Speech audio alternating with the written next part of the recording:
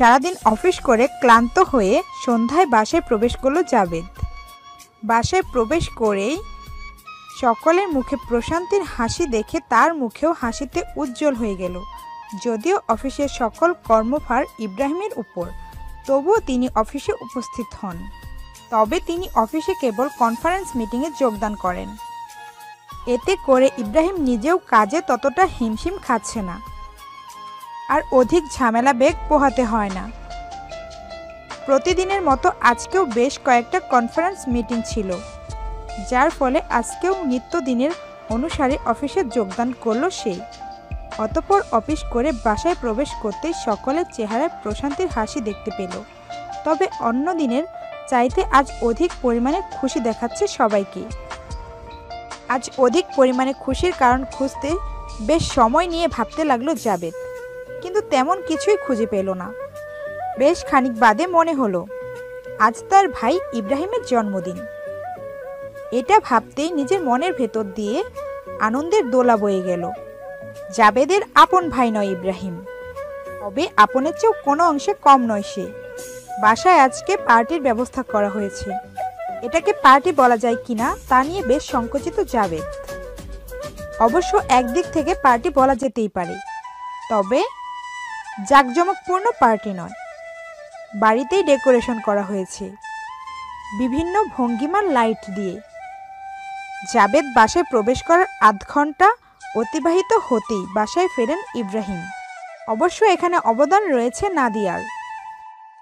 কাজের বাহানা বানিয়ে বাসা হতে কল দেয় জাবেদের ফোনে। অতঃপর তাকে বলা হয় অফিস থেকে দ্রুত বাসায় আসার জন্য। আধ ঘন্টা পূর্বে জাবেদ বাসায় এলে অফিসে একা রয়েছে ইব্রাহিম। অতঃপর অফিসের কার্যক্রম শেষ করে নিত্যদিনের সময় অনুযায়ী বাসায় প্রবেশ করলো ইব্রাহিম। বাসার ভেতরে ইব্রাহিম কদম ফেলতেই সকল সমস্বরে জন্মদিন উদযাপিত করছিলেন। বাড়িতে বেশ কিছু মেহমান এসে যোগ হয়েছে পার্টিতে। বিজনেসের খাতিরে তাদের দাওয়াত প্রদান করা হয় এবং তারা সকলেই সানন্দে দাওয়াত গ্রহণ করে ছোট পার্টিতে উপস্থিত হয়েছেন। খুশিতে চোখ থেকে অশ্রুপাত হচ্ছে ইব্রাহিমের। তবে এই অশ্রুপাত কোনো দুঃখের অনুভব থেকে নয়, কেবল অধিক খুশির ফলে অশ্রুপাত ঘটছে। জন্মদিনের শুভেচ্ছা জানানোর পর্ব শেষ হতেই ইব্রাহিমকে নিয়ে আসা হলো টেবিলের কাছে। তার হাতে ছুরি ধরিয়ে দিল জাবেদ। 6 পাউন্ড দিয়ে তৈরি কেকটি টেবিলের উপর উপস্থাপন করা হয়েছে। ইব্রাহিমকে কেকটি কাটার জন্য বল প্রয়োগ করলেন জাবেদ। এ সকল কিছু দেখে ক্রমশই অবাক হয়ে চলেছে ইব্রাহিম। হাতে শক্ত করে ছুরিটি ধরে কেক কাটতে লাগলো সে। উক্ত সময়ে কেক সকলের মুখে লেগে আছে জন্মদিনের গানটি। এভাবেই ছোট পরিসরে ইব্রাহিমের জন্মদিন উদযাপিত কার্যসিদ্ধি সম্পন্ন করা হলো। অতঃপর স্মৃতি হিসেবে একটি ফ্যামিলি ফটো তুলে রাখা হলো। ছোট্ট পরিসরে ইব্রাহিমের জন্মদিন উদযাপনে পরিবারের সকলেই খুশি। পরিবারের সকল সদস্য এবং আগত মেহমানগণ সকলেই আনন্দ মেতে উঠেছেন। অবশ্য এত আনন্দ বড় বড় পার্টিতেও উপভোগ করা যায় না। ইব্রাহিমের জন্মদিন উদযাপন করতে করতে রাত 11টার অধিক বেজে গেছে। বেশ রাত হয়ে যাওয়ার ফলে তখনই সকলে একসঙ্গে খাবার খেতে বসে যায়। অতঃপর খাওয়া দাওয়ার পর্ব শেষ করে আগত মেহমানগুলো যে যার মতো বাড়ি চলে যায় এবং পরিবারের সদস্যগণ ঘুমোতে নিজের রুমে অবস্থান নেয়। খাওয়া দাওয়া সম্পন্ন করে ঘুমোবার উদ্দেশ্য করে নাদিয়াকে সাথে নিয়ে দোতলায় নিজের রুমে চলে এলো জাবেদ। রুটিন অনুযায়ী নাদিয়াকে প্রতিদিন সকালে জাবেদ নিজের সঙ্গে করে নিচের তলায় অতি যত্নের সহিত নামিয়ে নিয়ে আসে। অতঃপর অফিসে চলে যায় এবং রাতের বেলায় বাসায় ফিরে খাওয়া দাওয়া পর্ব শেষ করে নিজের সাথে করে নিয়ে রুমে চলে আসে। নিত্যদিনের নিয়ম অনুযায়ী আজকেও জাবেদ নিজের সাথে সূক্ষ্মভাবে জড়িয়ে ধরে দোতলায় নিজের রুমে চলে এলো। রুমের ভেতর প্রবেশ করে নাদিয়াকে বিছানার উপর সুন্দরভাবে শুইয়ে দিল। অতঃপর ফ্রেশ হওয়ার জন্য ওয়াশরুমে অবস্থান নিল। রাতের হালকা শৈত্যভাবের মাঝে গোসলের কার্যক্রম সেরে নেন জাবেদ। বর্তমান অনুভূতি তার ক্লান্তি দূর, মাথা ঠান্ডার ভঙ্গিমা। যদিও শরীর এতক্ষণ বড্ড ভারী এবং ক্লান্তি অনুভব হচ্ছিল, গোসলের কার্য সেরে নেওয়ার ফলে ক্লান্তি অনুভূতি নেই, তবে মনের ভেতর এখন প্রচণ্ড রকমের ভালো লাগা কাজ করছে, বেশ ফুরফুরে মেজাজে। শরীরের অনুভব শক্তি ফ্রেশ মনে হলেও ঘুমকে তার বহু আপন মনে হচ্ছে। সারাদিন অফিসের কাজে ব্যস্ত থাকায় প্রতিদিন সকালে অফিসে যাওয়ার পূর্বে গোসল সেরে অফিসের উদ্দেশ্য করে রওনা দেয় জাভেদ। কিন্তু সারাদিন ক্লান্তি আর খাটুনিতে শরীর বড্ড অসাড় হয়ে আসে। উক্ত অবস্থা যদি রাতে হয় আর যদি রাতের বেলায় গোসল করে, তবে অনুভূতি হবে বিছানায় মনে হয় টানছে। ক্লান্ত শরীর, তাই বেশি নড়াচড়া করার প্রয়োজন নেই। গোসলের কার্য সম্পন্ন করে জামা কাপড় পরিধান করে রুমে প্রবেশ করলো জাভেদ। বিছানায় শুয়ে আছে নাদিয়া। বেশি কিছু না ভেবে ক্লান্ত দেহ নিয়ে বিছানায় গা এলিয়ে দিল জাভেদ। অতঃপর খুব সতর্কতা অবলম্বন করে নাদিয়াকে জড়িয়ে ধরে শুয়ে পড়ল। এক ধ্যানে তার প্রেয়সী, তার স্ত্রী, তার আগত সন্তানের জননীর দিকে তাকিয়ে আছে। ইতিমধ্যেই ঘুমের রাজ্যে ডুবে গেছে নাদিয়া। অপর দিকে এক ধ্যানে প্রেয়সীর মুখপানে তাকিয়ে আছে জাভেদ। তিনি মাঝে মাঝে ভেবে ভেবে খুব অবাক হয়ে যায়। আর 2 মাস পর সেও বাবা হয়ে যাবে। সেও হয়ে যাবে বাবা নামক দায়িত্ববান ছেলে। ভাবতেই মন থেকে এক ভিন্ন রকম প্রশান্তির বাতাস বয়ে যায়। কল্পনায় নিজেকে অনুভব করলো তার সন্তানের সামনে। তবে বেশিক্ষণ তার মায়াবিনীর দিকে তাকিয়ে থাকতে পারল না সে। ঘুমের আজ বড্ড ইচ্ছে যাচ্ছে তাদের রাজ্যে নিয়ে যাবার জন্য, কিন্তু তিনি যেতে নারাজ। এক পর্যায়ে সৃষ্টি হয় যুদ্ধ, কিন্তু ঘুমের সাথে যুদ্ধ করতে করতে আর পেরে উঠল না সে। পরাজয় বরণ করে তাদের সাথে ঘুমের রাজ্যে যাবার জন্য তৈরি হয়ে গেল। ধীরে ধীরে চলতে লাগলো ঘুমের রাজ্যে। তবে তার পূর্বে সুন্দর করে প্রেয়সীকে জড়িয়ে বেষ্টনী তৈরি করে দিয়েছে, কোনো কিছুই যেন আসতে না পারে মাও আগত সন্তানের দিকে। এক পর্যায়ে সম্পূর্ণরূপে পৌঁছে গেল ঘুমের রাজ্যে। হঠাৎ নির্জন স্থানে নিজেকে আবিষ্কার করে জাভেদ। কোথাও জনমানবের কোনো চিহ্ন পর্যন্ত নেই। সামনে শুধু ধুধু বালুকাময় মরুভূমি। বিশাল আকারের গাছের তৈরি বাগানের ছায়াতলে নিজেকে খুঁজে পেল। মরুর বুকে বিশাল আকারে কয়েকটি গাছের সমন্বয়ে তৈরি হয়েছে একটি সুন্দর বাগান। এটি তৈরি করা হয়েছে নাকি প্রাকৃতিকভাবে তৈরি হয়েছে তা নিয়ে দোটানায় ভুগছে জাভেদ। তবে বিশাল আকারের গাছের ছায়াতলে বসে আছে সে। অবাক বিস্ময় ও ভাবনায় ডুবে আছে। চারদিকে কোনো ধ্যান নেই তার, কেবল তাকিয়ে আছে ধুধু মরুভূমির দিকে। কেবল ভেবে চলেছে, কি হচ্ছে এসব? সে কেবল ভেবে চলেছে, আমি তো আমার বাসায় নাদিয়ার পাশে জড়িয়ে ধরে ঘুমের রাজ্যে ডুবে গিয়েছিলাম, তবে এখানে কিভাবে এলাম? অবিশ্বাস্য ঘটনা দেখে নিজের হাতে নিজেই চিমটি কেটে দেখল এটা স্বপ্ন কিনা। কিন্তু চিমটি কাটতেই দেহে ব্যথা অনুভব করলো। বুঝতে পারল এটি স্বপ্ন নয়, বরং সত্য। কেমন এক রহস্যে বেড়াজালে আটকে যাচ্ছে সে। কি হতে চলেছে তাই ভেবে চলেছে প্রতিনিয়ত। পিছন দিকে ঘাড় ঘুরিয়ে গাছগুলোর গড়ন দেখতে লাগলো। যদিও বা তার বেশ ভয় ভয় অনুভব হচ্ছে। কোথায় আছে এখন? আর কেনই বা এখানে সে? আর কী বা হতে চলেছে আগামীতে? এরকম হাজারো প্রশ্ন তার মাথার ভেতর মস্তিষ্কে উকিঝুঁকি দিয়ে চলেছে সমান তালে। গাছগুলোর গড়ন একটু ভিন্ন ধরনের। পৃথিবীতে আদৌ এমন গাছ আছে কিনা তা নিয়ে সন্দেহ হচ্ছে তার। গাছের পাতা ঠিক কাঁঠাল গাছের পাতার মতো, কাণ্ডগুলো বড়ই গাছের মতো। গাছের গোড়ায় তেমন একটা কাঁটা না থাকলেও উপরের দিকে বেশ কাঁটা দিয়ে আচ্ছাদিত। কাঁটাগুলো দেখতে অনেকটা শিমুল গাছের মতো। গাছের আকৃতি লম্বা বিশাল, প্রায় 600 থেকে 700 ফুট উচ্চতা যুক্ত গাছ হলেও গাছটি ভিন্ন রকমের। কেমন যেন ভিন্ন ধর্মী অস্তিত্ব গাছগুলো। বিকৃত স্থান নিয়ে ছড়িয়ে আছে গাছের শাখা প্রশাখা, সেই সাথে ছেড়ে আছে প্রচুর ঘন পাতা। উদ্ভট এই ভিন্ন রকমের গাছের ফলগুলো দেখতে সম্পূর্ণরূপে খেজুরের মতো। গাছের পাতাগুলো ছড়ানো আছে ঠিক আম গাছের ন্যায়। গোটা ৭০টির মতো গাছের সমন্বয়ে একটি বাগান তৈরি হয়েছে।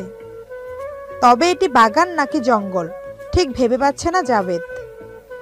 বাগানের মতো দেখতে জঙ্গলের সীমান্ত অন্তত ২ কিলোমিটারের বেশি, আর এই ২ কিলোমিটারের বিকৃত জায়গাটির মাঝে কেবল ৭০টি গাছ। তবে কোনোভাবেই ভেবে কুল পাচ্ছে না জাবেদ, গোটা ৭০টি গাছের ডালপালা দিয়ে কিভাবে ২ কিলোমিটার বিস্তৃত একটি জঙ্গল তৈরি হতে পারে। তবে সে আরও একটি বিষয় নিয়ে বেশ চিন্তিত, এই জঙ্গলে কিভাবে এলো, আর এত বড় বিস্তৃত বাগানের শেষ মাথায় মরুভূমির দিকে মুখ করেই কেন বসে আছে সে। তবে সে আরও চমকে গেল যখন নিজের অবস্থান দেখল। সে যে স্থানে বসে আছে সেটি একটি সাধারণ বস্তু নয়। আদিমকালে রাজাদের জন্য বাধাই করা স্বর্ণরৌপ্য দিয়ে যেরূপ সিংহাসন বরাদ্দ থাকত, ঠিক তেমন একটি স্বর্ণরৌপ্য দিয়ে তৈরি সিংহাসনের উপর বসে আছে সে। নিজেকে এরকম ভিন্ন স্থানে পেয়ে একটু নয়, অনেকটাই অবাক হয়েছে সে। তার পেছনে পড়ে আছে ২ কিলোমিটার বিস্তৃত এলাকা জুড়ে ভিন্ন রকমের জঙ্গল। জাবেদের ভাবনায় প্রতিক্ষণে ঘটে যাওয়া বিষয়গুলো নিয়ে প্রশ্নবিদ্ধ হয়ে চলেছে। হাজারো প্রশ্ন, হাজারো ভাবনা উকিঝুঁকি করছে। তার স্বপ্ন ভেবে উড়িয়ে দেওয়া যত যদি চিমটি কাটার পরও ব্যথা অনুভব না হতো। বেশ কয়েকটি প্রশ্ন জাবেদের মন ও মস্তিষ্ক দুটোকেই স্থির হতে দিচ্ছে না। তার মাঝে অন্যতম একটি হলো, এ ধরনের ভিন্ন রকমের গাছ আদৌ পৃথিবীতে আছে কি? এই প্রশ্নটির হিসাব কিছুতেই মেলাতে পারছে না সে। আরও একটি প্রশ্ন মাথায় ঘুরছে, তা হলো এ ধরনের এত অল্প কয়েকটি গাছের সমন্বয়ে ২ কিলোমিটার বিস্তৃত একটা জঙ্গল করা আদৌ কি সম্ভব? এরকম আরও একটি প্রশ্ন মস্তিষ্কে টনক নাড়ছে। এগুলো কি আসলেই কোনো গাছ নাকি কোনো দানব? এই ধরনের হাজারো প্রশ্নে প্রশ্নবিদ্ধ হয়ে আছে জাবেদের মন ও মস্তিষ্ক। ভিন্ন রকমের গাছগুলো এতটাই প্রসারিত হয়ে আছে যা দেখতে এক একটা দানবের চাইতে কোনো অংশে কম নয়। আর এক রকমের দানবীয় অল্প সংখ্যক গাছের মাঝে নিজেকে লিলিপুট মনে হচ্ছে জাবেদের। জাবেদের জানামতো পৃথিবীর সবচেয়ে দীর্ঘ ও বিস্তৃত যে গাছগুলো আছে সেগুলো ৩০০ থেকে ৩৫০টি গাছের সমন্বয় করা হয়। তাও হয়তো এই বিশাল বাগানের অর্ধেক হবে কিনা তা নিয়েই প্রশ্ন বেঁধে যাচ্ছে জাবেদের মনে। পৃথিবীর কথা মনে হতেই জাবেদের মনে ভিন্ন আরেকটি প্রশ্ন ঘুরতে লাগলো। মস্তিষ্ক এবং মন দুটোই একসাথে প্রশ্ন করছে, এটা কি আসলে পৃথিবীর? এটা কি আসলে পৃথিবীর কোনো স্থান নাকি অন্য গ্রহে আছি? এইরকম প্রশ্নগুলো তাকে কুরে কুরে খাচ্ছে। সূর্য মামা খাড়াভাবে তার কিরণ দিচ্ছে। জাবেদের মাথায় ঠিক সোজা বরাবর আছে সূর্যটা, 0 ডিগ্রি কোণ অ্যাঙ্গেল সূর্যটার স্থান। তবে জাবেদ এটা দেখে অবাক হচ্ছে, সে কখন থেকে তার মাথার উপর 0 ডিগ্রি কোণ অ্যাঙ্গেলে সূর্যটাকে দেখে যাচ্ছে। এতগুলো সময় অতিবাহিত হয়ে গেল কিন্তু এখনো 1 ডিগ্রি কোণ পরিমাণ সূর্যটি নড়েনি। এটি নিয়ে ভাবতেই মস্তিষ্ক নতুন একটি প্রশ্ন করে উঠল, এটা কি আসলে কোনো সূর্য? এরকম প্রশ্নগুলোর সাথে আরেকটি কমন প্রশ্ন জাবেদের মস্তিষ্ক আর মনকে প্রশ্নবিদ্ধ করে চলেছে। কোথায় আছে সে? কেন তাকে এখানে নিয়ে আসা হয়েছে? আর কেনই বা এরকম আদিকালের স্বর্ণালঙ্কার দিয়ে তৈরি সিংহাসনে বসে আছে? সামনে মরুভূমি দেখে মনে মনে ভাবল, সামনে যেহেতু মরুভূমি দেখা যাচ্ছে তবে আমি পৃথিবীতে আছি। কিন্তু পরক্ষণেই তার মস্তিষ্ক নতুন আরেকটি কথা মনে করিয়ে দিতে লাগলো। পৃথিবীর বাইরে মঙ্গল, বুধ, ইউরেনাস ইত্যাদি গ্রহগুলোর ভূমিও মরুভূমির ন্যায়। হঠাৎ করেই পরিবেশ বদলে যেতে শুরু করলো। ধীরে ধীরে পরিবেশ গম্ভীর ভাব ধারণ করতে লাগলো। বিশাল এক ঝড় ওঠার পূর্বাভাস জানান দিচ্ছে পরিবেশ। ঝড় ওঠার পূর্বে পরিবেশে যেরূপ গম্ভীরতার সৃষ্টি হয় ঠিক তেমনি গম্ভীরতার সৃষ্টি হয়েছে বর্তমান পরিবেশ। হঠাৎ আচমকা জোরে জোরে ঝড়ো হাওয়া বইতে শুরু করলো। মরুর বুকের বালুকণাগুলো ইতিমধ্যে উঠতে শুরু করেছে। মুহূর্তের মধ্যে পরিবেশ পরিবর্তন হয়ে ঘূর্ণিঝড় ঘূর্ণিঝড়ের ন্যায় আকৃতি ধারণ করতে শুরু করলো। বালুকণা ঐক্যজোট সৃষ্টি করে বিস্তৃত স্থান নিয়ে বিশাল এক ঘূর্ণিপাকের সৃষ্টি হলো।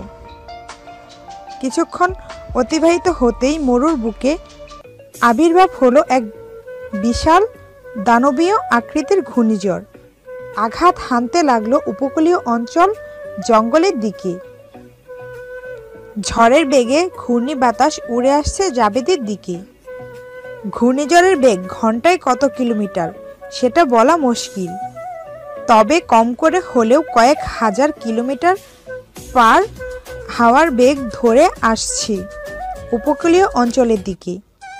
ইতিমধ্যেই সূর্যটা খাড়াভাবে কিরণ দেওয়া বন্ধ করে দিয়েছে। অবশ্য বন্ধ করে দিয়েছে নয়, কিরণ দেওয়ায় বিঘ্ন ঘটিয়েছে ঘূর্ণিঝড়, তাই ভূমিতে সূর্যের আলোর চিহ্ন দেখা যাচ্ছে না। ঘূর্ণিঝড় দেখে উক্ত স্থান থেকে প্রস্থান করতে চাইল জাবেদ, কিন্তু সবচেয়ে অবাক করা কাণ্ড তখনই ঘটল যখন জাবেদ সেখান থেকে নড়তে চাইল, কিন্তু তিনি হাজার চেষ্টা করেও এক চুল পরিমাণ নড়তে পারছে না। তিনি শরীরে বিন্দুমাত্র শক্তি অবশিষ্ট নেই। নিজেকে শক্তিহীন মানব মনে হচ্ছে তার। স্বর্ণালঙ্কার দিয়ে বাধাই করা সিংহাসন হতে চুল পরিমাণ নড়ার সামর্থ্য তার নেই। তার ইন্দ্রিয় শক্তিগুলো ইতিমধ্যেই লোপ পেয়ে গেছে। মস্তিষ্ক প্রতি ক্ষণে ক্ষণে চাপ প্রয়োগ করে চলেছে ইন্দ্রিয় শক্তি ফিরে পাওয়ার জন্য, কিন্তু অবাক করা বিষয় হলো মস্তিষ্ক ইন্দ্রিয় শক্তিতে কোনো প্রকার চাপ প্রয়োগ করছে না। যেমনিভাবে স্বর্ণালঙ্কার দিয়ে তৈরি করা সিংহাসনে বসেছিল সে, ঠিক তদ্রূপই বসে আছে সিংহাসনে। অতি নিকটেই ঘূর্ণিঝড়, নিজের মৃত্যু খুব নিকটেই দেখতে পাচ্ছে সে, কিন্তু কোনো উপায় যে অবশিষ্ট নেই। ব্যর্থ হয়ে বাঁচার আশা ছেড়ে দিল সে। ভাগ্যে যা লেখা আছে সেটাই হবে, তার উপর নির্ভর করে শক্তিহীন অবস্থায় বসে রইল স্বর্ণালঙ্কার দিয়ে বাধাই করা সিংহাসনে। ঘূর্ণিঝড় জাবেদের খুব নিকটে চলে এসেছে, কিন্তু সবচেয়ে বড় অবাক করা, এতটা নিকটে ঘূর্ণিঝড় হওয়া সত্ত্বে বিন্দু পরিমাণ প্রতিক্রিয়া হচ্ছে না তার। কিছুই যে বোঝার সামর্থ্য তার নেই। কেবল তিনি ভাগ্যকে মেনে নিয়েছেন, কি হতে চলেছে সে সম্পর্কেও অবগত নন, আর হবার কথাও নয়। তীব্র বেগ ধরে আসা ঘূর্ণিঝড়টি জাবেদের নিকট এসে উপস্থিত হতেই তার প্রকোপ এবং তীব্র গতিতে ধেয়ে আসা ঘূর্ণিবায়ুর চাপ কমতে আরম্ভ করলো। আর এটি দেখে আরও অবাক হলো সে। ঘটে যাওয়া ব্যাপারটা কোনোরূপ হজম করতে পারছে না মনের গহীনে। ধেয়ে আসা ঘূর্ণিঝড়টি জাবেদের নিকট উপস্থিত হতেই ধীরে ধীরে বায়ুর চাপ কমে গিয়ে মানবের আকৃতি ধারণ করতে লাগলো। এরকম আকস্মিক ঘটনার জন্য মোটেও প্রস্তুত ছিল না সে।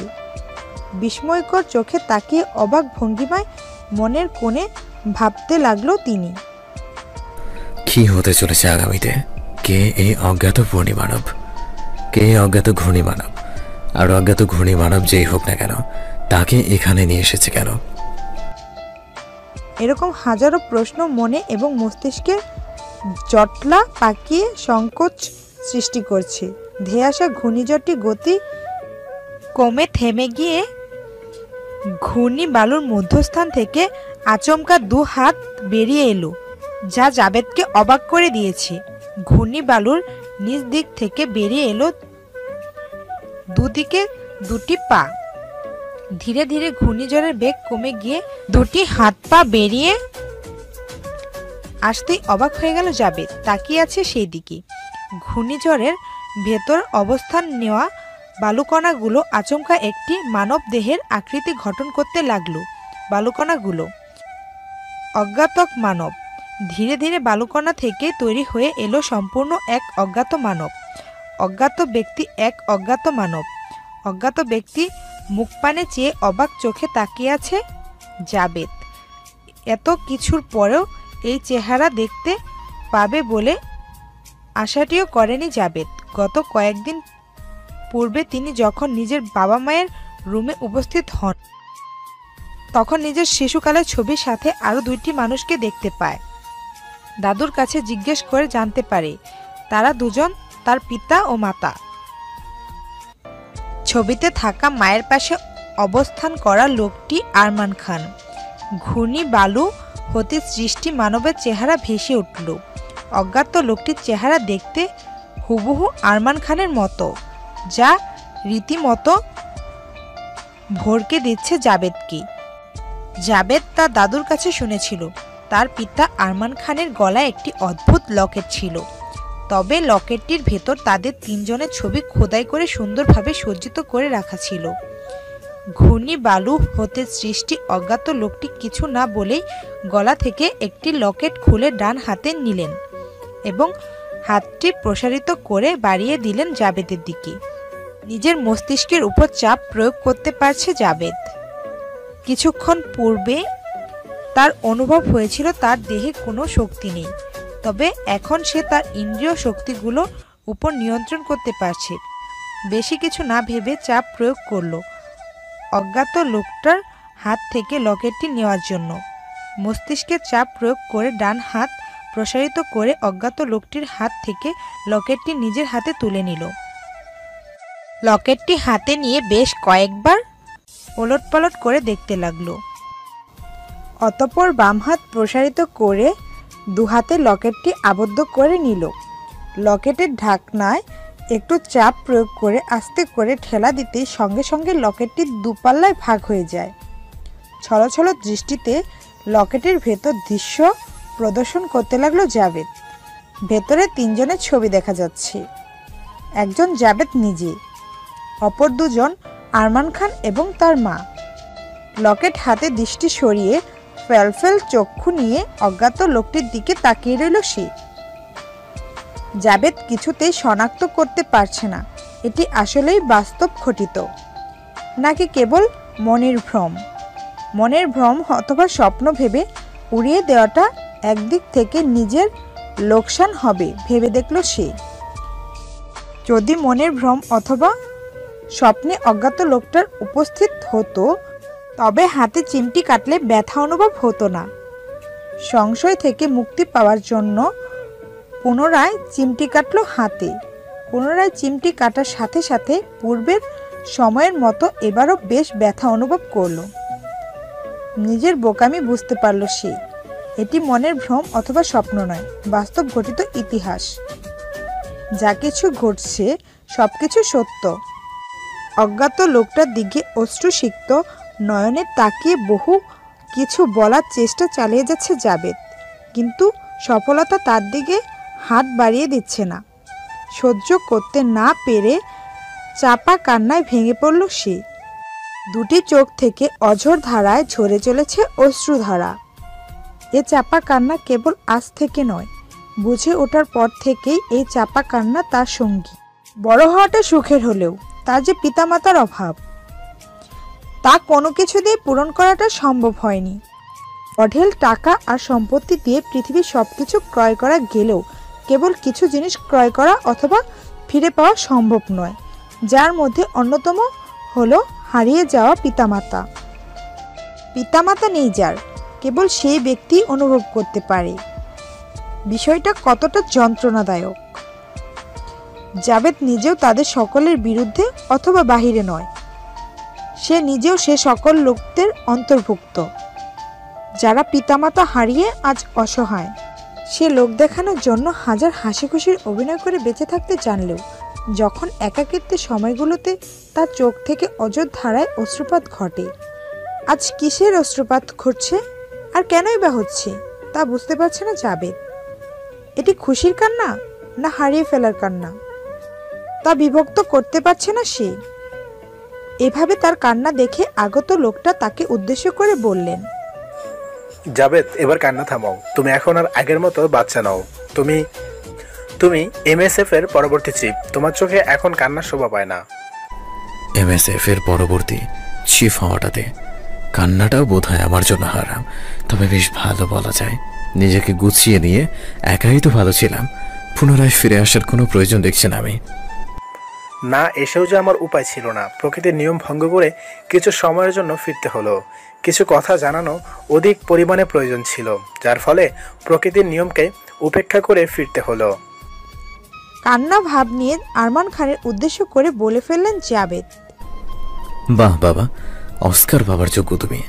আচ্ছা, বলেই ফেলো কি সে অধিক প্রয়োজনীয় কথা যেটা জানানোর জন্য প্রকৃতির নিয়মকে উপেক্ষা করে জানাতে আসতে হলো? হয়তো প্রচণ্ড রেগে আছো আমার উপর, যার ফলে এভাবে কথা বলছো। আমিও যে এমনটা চাইনি, কিন্তু না চাইতেও যে ঘটে গেল। আরমান খানের কথা সম্পূর্ণ করতে না দিয়ে বলে উঠল সে। এমনটা করতে চাওনি, তবে কিভাবে হলো আর কেন হলো বলো বাবা। গাড়ি অ্যাক্সিডেন্ট হলো কিভাবে, আর উধাওই বা হলো কিভাবে? সেদিন তোমাকে বাসায় রেখে তোমার আম্মুকে সাথে নিয়ে গাড়িতে করে একটু জরুরি কাজের জন্য বেরিয়েছিলাম। পথিমধ্যেই নির্জনতা বিরাজমান একটি ভয়ানক রাস্তায় আচমকাই আমাদের গাড়ির ইঞ্জিন বন্ধ হয়ে যায়। গাড়ির সামনে তাকাতেই বিস্ময় হওয়ার পালা। গাড়ির সামনে উদয় হয়েছে এক টিনার। রাস্তাটা এতই নির্জন ছিল যে ওই রাস্তায় দ্বিতীয় কোনো যানবাহন চোখে পড়েনি। কিছু না বলেই সে গাড়ির দিকে হাত বাড়িয়ে ধোঁয়া জাতীয় কিছু স্প্রে করে দিল। হয়তো ধোঁয়াগুলো পেট্রোলের মতো ছিল। গাড়ির দরজা খুলে বের হতে বহু চেষ্টা করছিলাম, কিন্তু পেরে উঠিনি। গাড়ির সমস্ত কিছু নিজের নিয়ন্ত্রণে নিয়ে নিয়েছিল টিনার, যার ফলে গাড়ির দরজা কোনো মতেই খুলছিল না। হঠাৎ ডান হাতের বুড়ো আঙ্গুল এবং সাদা আঙ্গুলের মধ্যস্থানে এক ফুলকি আগুন সৃষ্টি করলো এবং দ্রুত গতিতে গাড়ির দিকে ছুঁড়ে মারলো। আগুনের ফুলকিটা গাড়ির গা স্পর্শ করতেই পুড়ে যায় সম্পূর্ণ গাড়ি। আগুনে জ্বলে পরপারে পাড়ি জমালাম আমি এবং তোমার মা। আরমান খানের কথা শেষ হতেই পুনরায় প্রশ্ন করল, কে এই টিনার, আর তোমাদের কেন মেরে ফেললো সে? সে অনেক লম্বা ঘটনা, তবে সংক্ষিপ্ত রূপে কিছু কথা বলি। অসীম ক্ষমতার জন্য পাগলপাড়া হয়ে উঠেছিল টিনার। তার উপর মিশন চলছিল আমাদের। এক পর্যায়ে তার ক্ষমতার উৎস ব্লাড বুকটি নিয়েই নেই। বহু চেষ্টা করেছিল আমাদের কাছ থেকে ব্লাড বুকটি ছিনিয়ে নেওয়ার জন্য, কিন্তু সফল হয়ে ওঠেনি একটি বারের জন্য, যার ফলে তোমার মা এবং আমাকে মেরে ফেলার জন্য মরিয়া হয়ে উঠেছিল। এক পর্যায়ে সেদিন আমাদের উপর আক্রমণ করে এবং সেবার তার প্রচেষ্টা ব্যর্থ হয়নি। সেটা জানানোর জন্য উপস্থিত হয়েছি। প্রকৃতির নিয়ম উপেক্ষা করে সেটিই এখনও জানানো হলো না। আমার হাতে অধিক সময় নেই। হ্যাঁ বলো, কি বলার জন্য এসেছো? অতি শীঘ্রই বড়সড় একটি ঝড় আসতে চলেছে এমএসএফ এর প্রতি। যদিও বা এটিকে প্রতিহত করা সম্ভব, কিন্তু এটি যদি সঠিক সময়ে প্রতিহত করা না যায় তবে এমএসএফকে লণ্ডভণ্ড করে দিতে সক্ষম। আগত ঝড়ের কবল থেকে এমএসএফকে বাঁচিয়ে নিজের সাহসিকতার পরিচয় দাও। তোমার সময় এসে গেছে এমএসএফকে রক্ষা করার সময়। রুখে দাও ঝড়ের প্রকোপ আর সুরক্ষা দাও এমএসএফ এর সকল এজেন্টদের। তবে মনে রেখো, জীবনযুদ্ধে প্রথম ধাপে পা ফেলেছ। এখান থেকেই শুরু হবে তোমার জীবনের সকল রহস্যময় অ্যাডভেঞ্চার। নিজের বুদ্ধিকে কাজে লাগাবে সর্বক্ষণ। আরমান খানের বলা একটি কথা সর্বক্ষণ মনে রাখবে, প্রতিপক্ষ যতই শক্তিশালী হোক না কেন, বুদ্ধির মার হচ্ছে সবচেয়ে বড় মার। তাই মাথা ঠান্ডা রেখে বুদ্ধি দিয়ে প্রতিটি আঘাত এবং পদক্ষেপ গ্রহণ করা প্রয়োজন। জাবেদ বুঝতে পারল তার বাবা আরমান খানের যাবার সময় এসে গেছে। এমনিতেই তিনি প্রকৃতির নিয়ম ভেঙে এখানে এসেছেন। যদি অধিক পরিমাণে নিয়ম ভাঙার চেষ্টা করে তবে হয়তো নতুন কোনো সমস্যার সৃষ্টি হবে। প্রকৃতি সকলের অনুকূল। জ্ঞানী লোকদের পরিচয় দিয়ে বলে উঠল, এখনই কি চলে যাবে?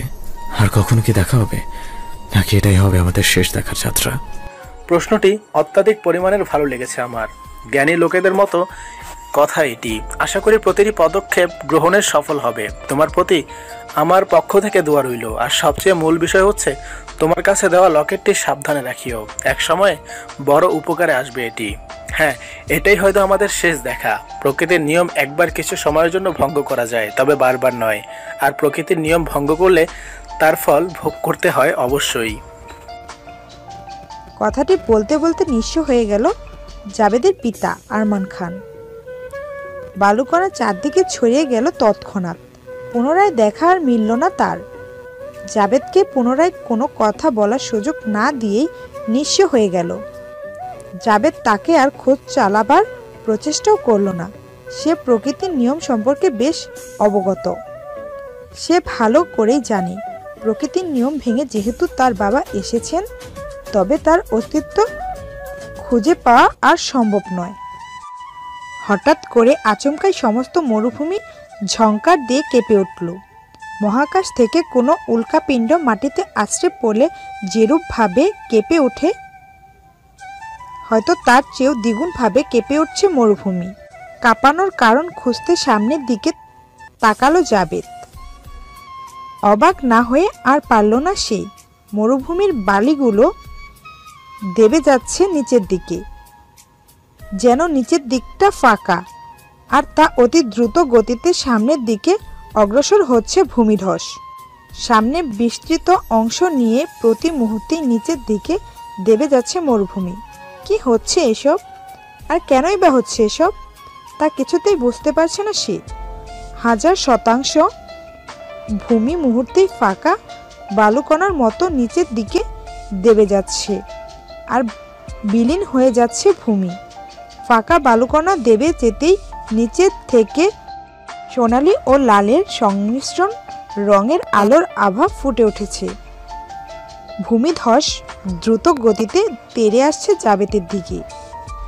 বাঁচার জন্য স্বর্ণালঙ্কার দিয়ে তৈরি সিংহাসন থেকে উঠে পালাতে চাইল, কিন্তু অবাক করার কাণ্ড, পুনরায় তার ইন্দ্রিয় শক্তিগুলো হারিয়ে ফেলেছে। চুল পরিমাণ নড়ার শক্তি পাচ্ছে না, হাত পা অসাড় হয়ে গেছে, যেন সে কোনো শক্তিহীন মানব। আমরা সচরাচর প্যারালাইজডের সাথে পরিচিত।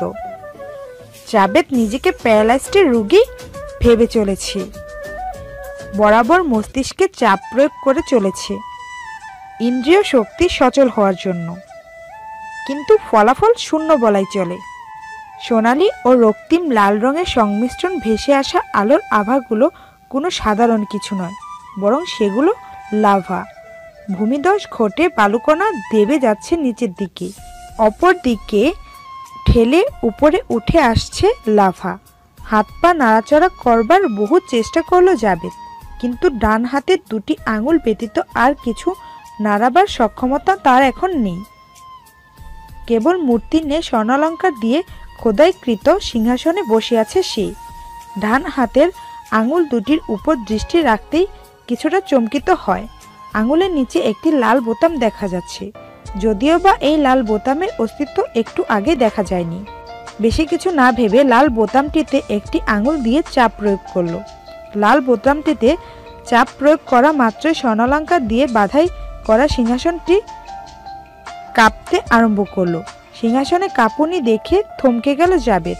কাঁপতে কাঁপতে সিংহাসন একাকীভাবে বাঘের মতো বড় বড় লাফ দিয়ে এগিয়ে চলেছে লাভার দিকে। এ দেখে চিৎকার দিয়ে উঠল সে। যতই সামনের দিকে অগ্রসর হচ্ছে স্বর্ণালঙ্কার দিয়ে বাধাই করা সিংহাসন, এ দেখে চিৎকার দিয়ে উঠল সে। যতই সামনের দিকে অগ্রসর হচ্ছে স্বর্ণালঙ্কার দিয়ে বাধাই করা সিংহাসন, ততই লাভার উৎপাত অনুভব করছে জাবেদ। লাভা খুব নিকটে তার, নিজের মৃত্যু খুব কাছ থেকেই অনুভব করতে পারছে সে। নিজ মৃত্যু কল্পনা করে চোখ বুজে রইল। লাভা হতে 100 মিটারেরও কম দূরত্ব আছে কেবল।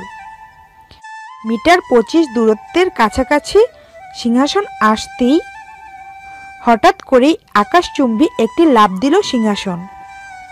সিংহাসনে এরূপ আচমকা লাফ দেওয়ার কাণ্ডে হতভম্ব হয়ে যায় জাবেদ। একটি জড়বস্তু কিভাবে জীবিত প্রাণীর ন্যায় নাড়াচাড়া করছে ভেবে পায় না তিনি। আকাশচুম্বী লাফ দিয়ে সিংহাসন পতিত হতে লাগলো লাভার গহীনে। এরকম দৃশ্য দেখতে তিনি প্রস্তুত নন, যার ফলে চোখ দুটি বন্ধ করে মৃদু স্বরে চিৎকার দিয়ে উঠল কেবল। হয়তো মারা যাচ্ছে সে, কিন্তু এভাবে মৃত্যুর কোনো হেতু খুঁজে পাচ্ছে না। সেই সাথে তার বাবা আরমান খানের বলা কথাগুলো নিয়ে ভাবতে লাগলো। আরমান খান বলেছিল তার জীবনযুদ্ধ শুরু এখন থেকেই, তাই বলে কি এটাই সেই জীবনযুদ্ধ? কিন্তু তা তো হবার নয়।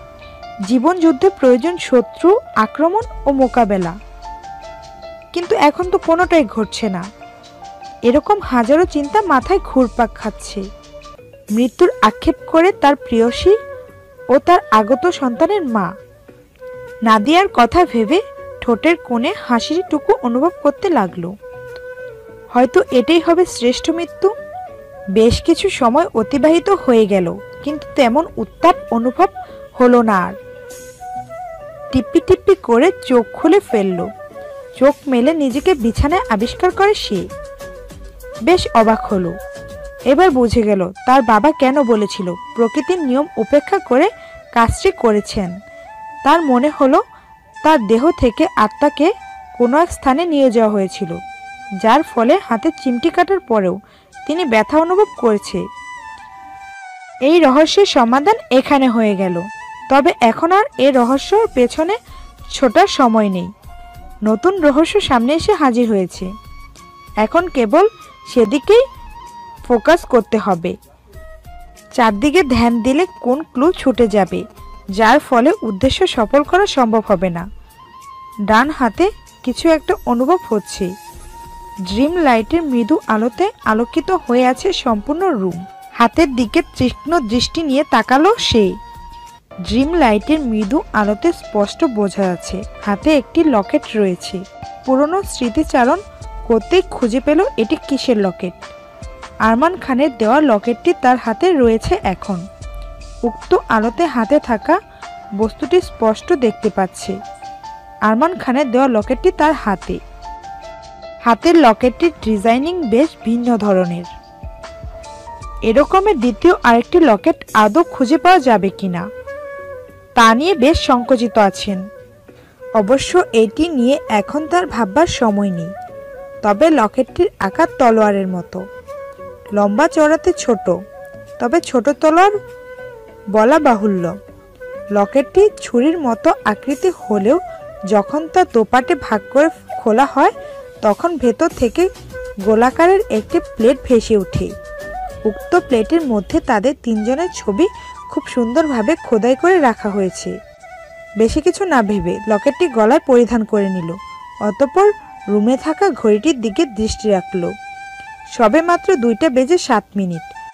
তবে সেকেন্ডের কাঁটাটি প্রতি সেকেন্ডে তার স্থান পরিবর্তন করে চলেছে। বিছানাকে বিসর্জন দিয়ে উঠে গেল সে। ঘুম ঘুম টলমলে চোখে কোনো রকম হাতড়ে ওয়াশরুমে প্রবেশ করলো। কল ছেড়ে চোখ মুখে পানির ঝাপটা দিতে লাগলো।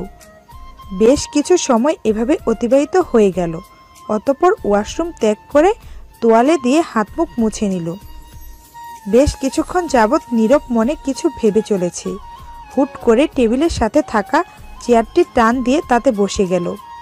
চেয়ারে বসে টেবিলের উপর থেকে একটি খাতা হাতে তুলে নিল এবং অপর হাতে কলম। একাধারে কিছু লিখেই চলেছে খাতার পৃষ্ঠায়।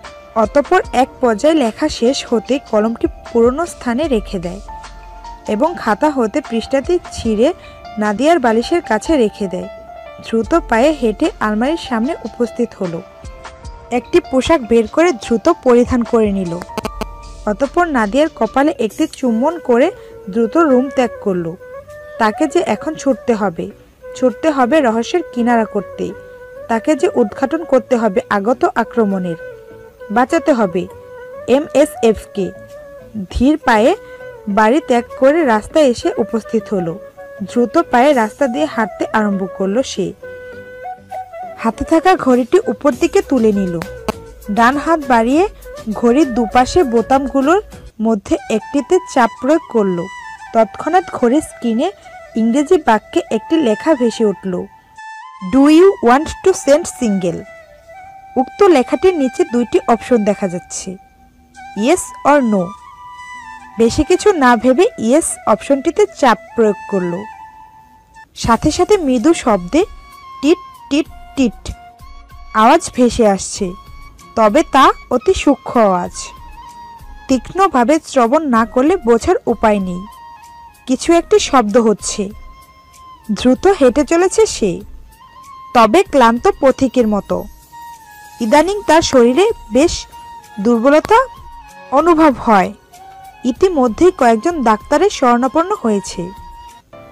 সেই সুবাদে কিছু বাড়ি আর বেশ কিছু ঔষধের উপদেশ পেয়েছে, কিন্তু এতে কোনো উপকার পায়নি সে।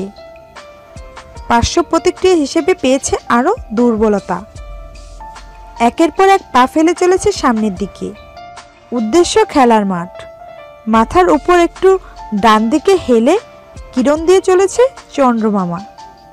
রাস্তায় ল্যাম্পপোস্টের আলো দিব্যি জ্বলছে, তবুও চন্দ্রমামার আলোর প্রভাব বিস্তার ঘটাচ্ছে স্পষ্টভাবে। হিমশীতল পরিবেশ। নিশি ঝুমছে গাছের পাতায় পাতায়, টুপটুপ শব্দ তুলে পতিত হচ্ছে মাটিতে। এ যেন এক ভিন্ন ধরনের মাদলের সুর। শুনশান নীরবতা, বিরাজমান পরিবেশ। রাস্তায় কোনো জনমানবের অস্তিত্ব নেই। দূর থেকে দু একটি কুকুরের চাপা আর্তনাদের হাঁক ভেসে আসছে। নেই লোকজনের কোনো কোলাহল, নেই জঞ্জাটের অধিকতর শব্দদূষণের আওয়াজ। একদিক থেকে বলা যায় এই পরিবেশটি শব্দদূষণ মুক্ত পরিবেশ। ঘড়িতে থাকা সংখ্যাগুলো একের পর এক বদল হয়ে চলেছে প্রতি মুহূর্তে। ঘড়িটির ডান দিকে সর্বশেষে সংখ্যাটি প্রতি 9টি সংখ্যা পর পর পুনরায় ভেসে উঠছে উক্ত সংখ্যাটি। আবার উক্ত সংখ্যাটি শূন্য হতে বদলে যাচ্ছে তার পাশের সংখ্যাটি। উক্ত সংখ্যাটা 5 পেরিয়ে 6 পা না রাখতেই তার পাশের সংখ্যাটা বদল করে দিচ্ছে। উক্ত সংখ্যাটি 9 হতেই বদলে যাচ্ছে তার পাশের সংখ্যাটি। এভাবে চলছে ঘড়ি। এ যে ঘড়ির এক অদ্ভুত নিয়ম। থমথমে ভৌতিকতা মুখরিত পরিবেশ। মৃদু হাওয়া বয়ে যাচ্ছে, কেবল জাবেদের পায়ের ঠকঠক আওয়াজটি শোনা যাচ্ছে কানে। এভাবে কিছু সময় হাঁটতে হাঁটতে একটি খোলা ময়দানের কাছে এসে উপস্থিত হলো সে। দূর আকাশের নীল ও সাদা রঙের প্রতি ক্ষণে ক্ষণে সংমিশ্রণ ঘটে একটি আলো ধেয়ে আসছে তার দিকে। এক দৃষ্টিতে সেদিকে তাকিয়ে আছে সে।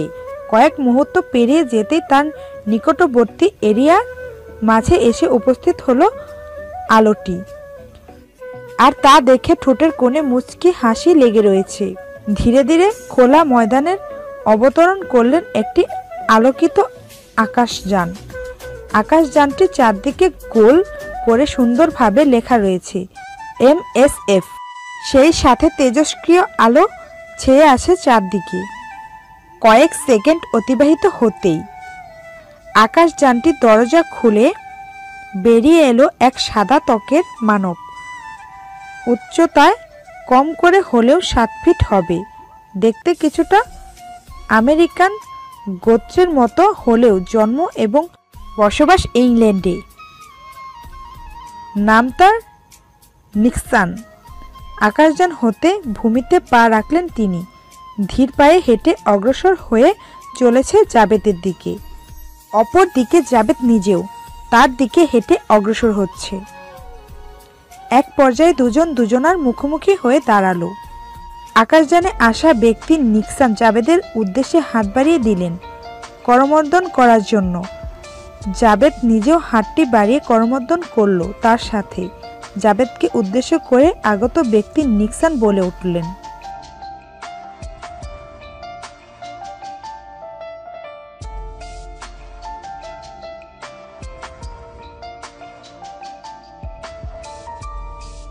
কথা বলার সময় নেই, দ্রুত চলুন। তারা দেখিয়ে বলল জাবেদ।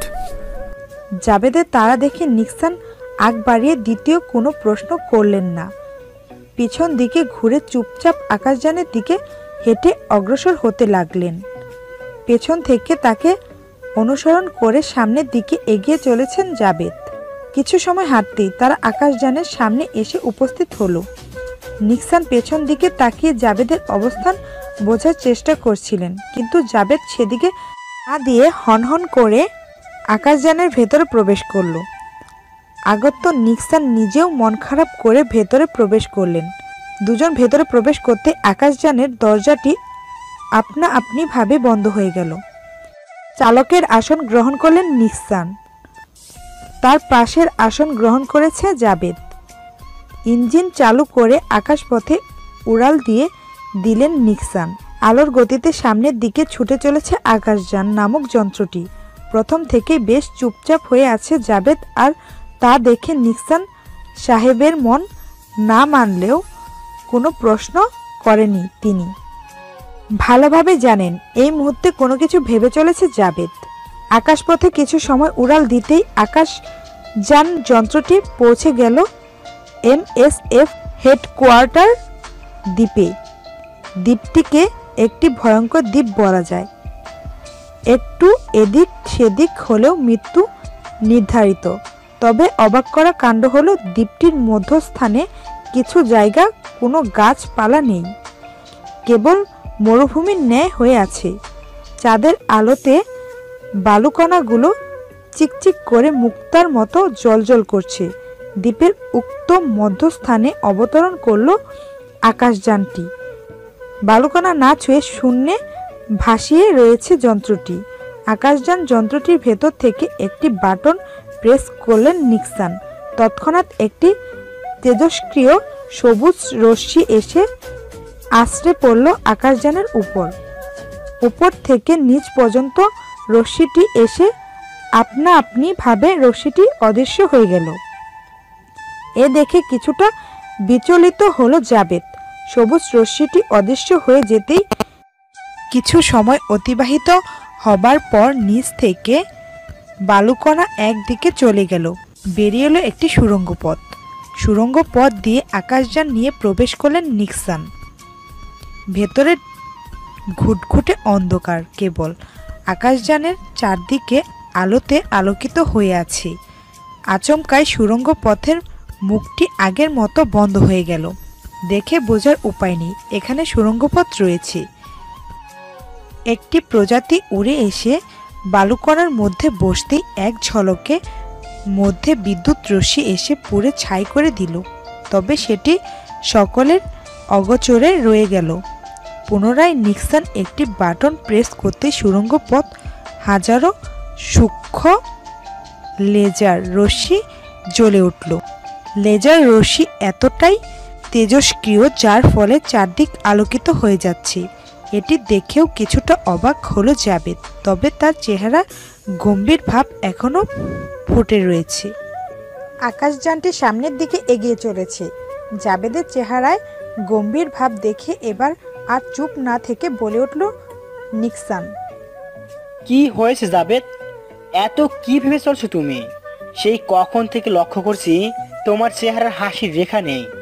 কি নিয়ে এত চিন্তিত তুমি? ঝড় আসতে চলেছে, কিভাবে সেই ঝড়কে মোকাবেলা করবো তা নিয়ে চিন্তিত।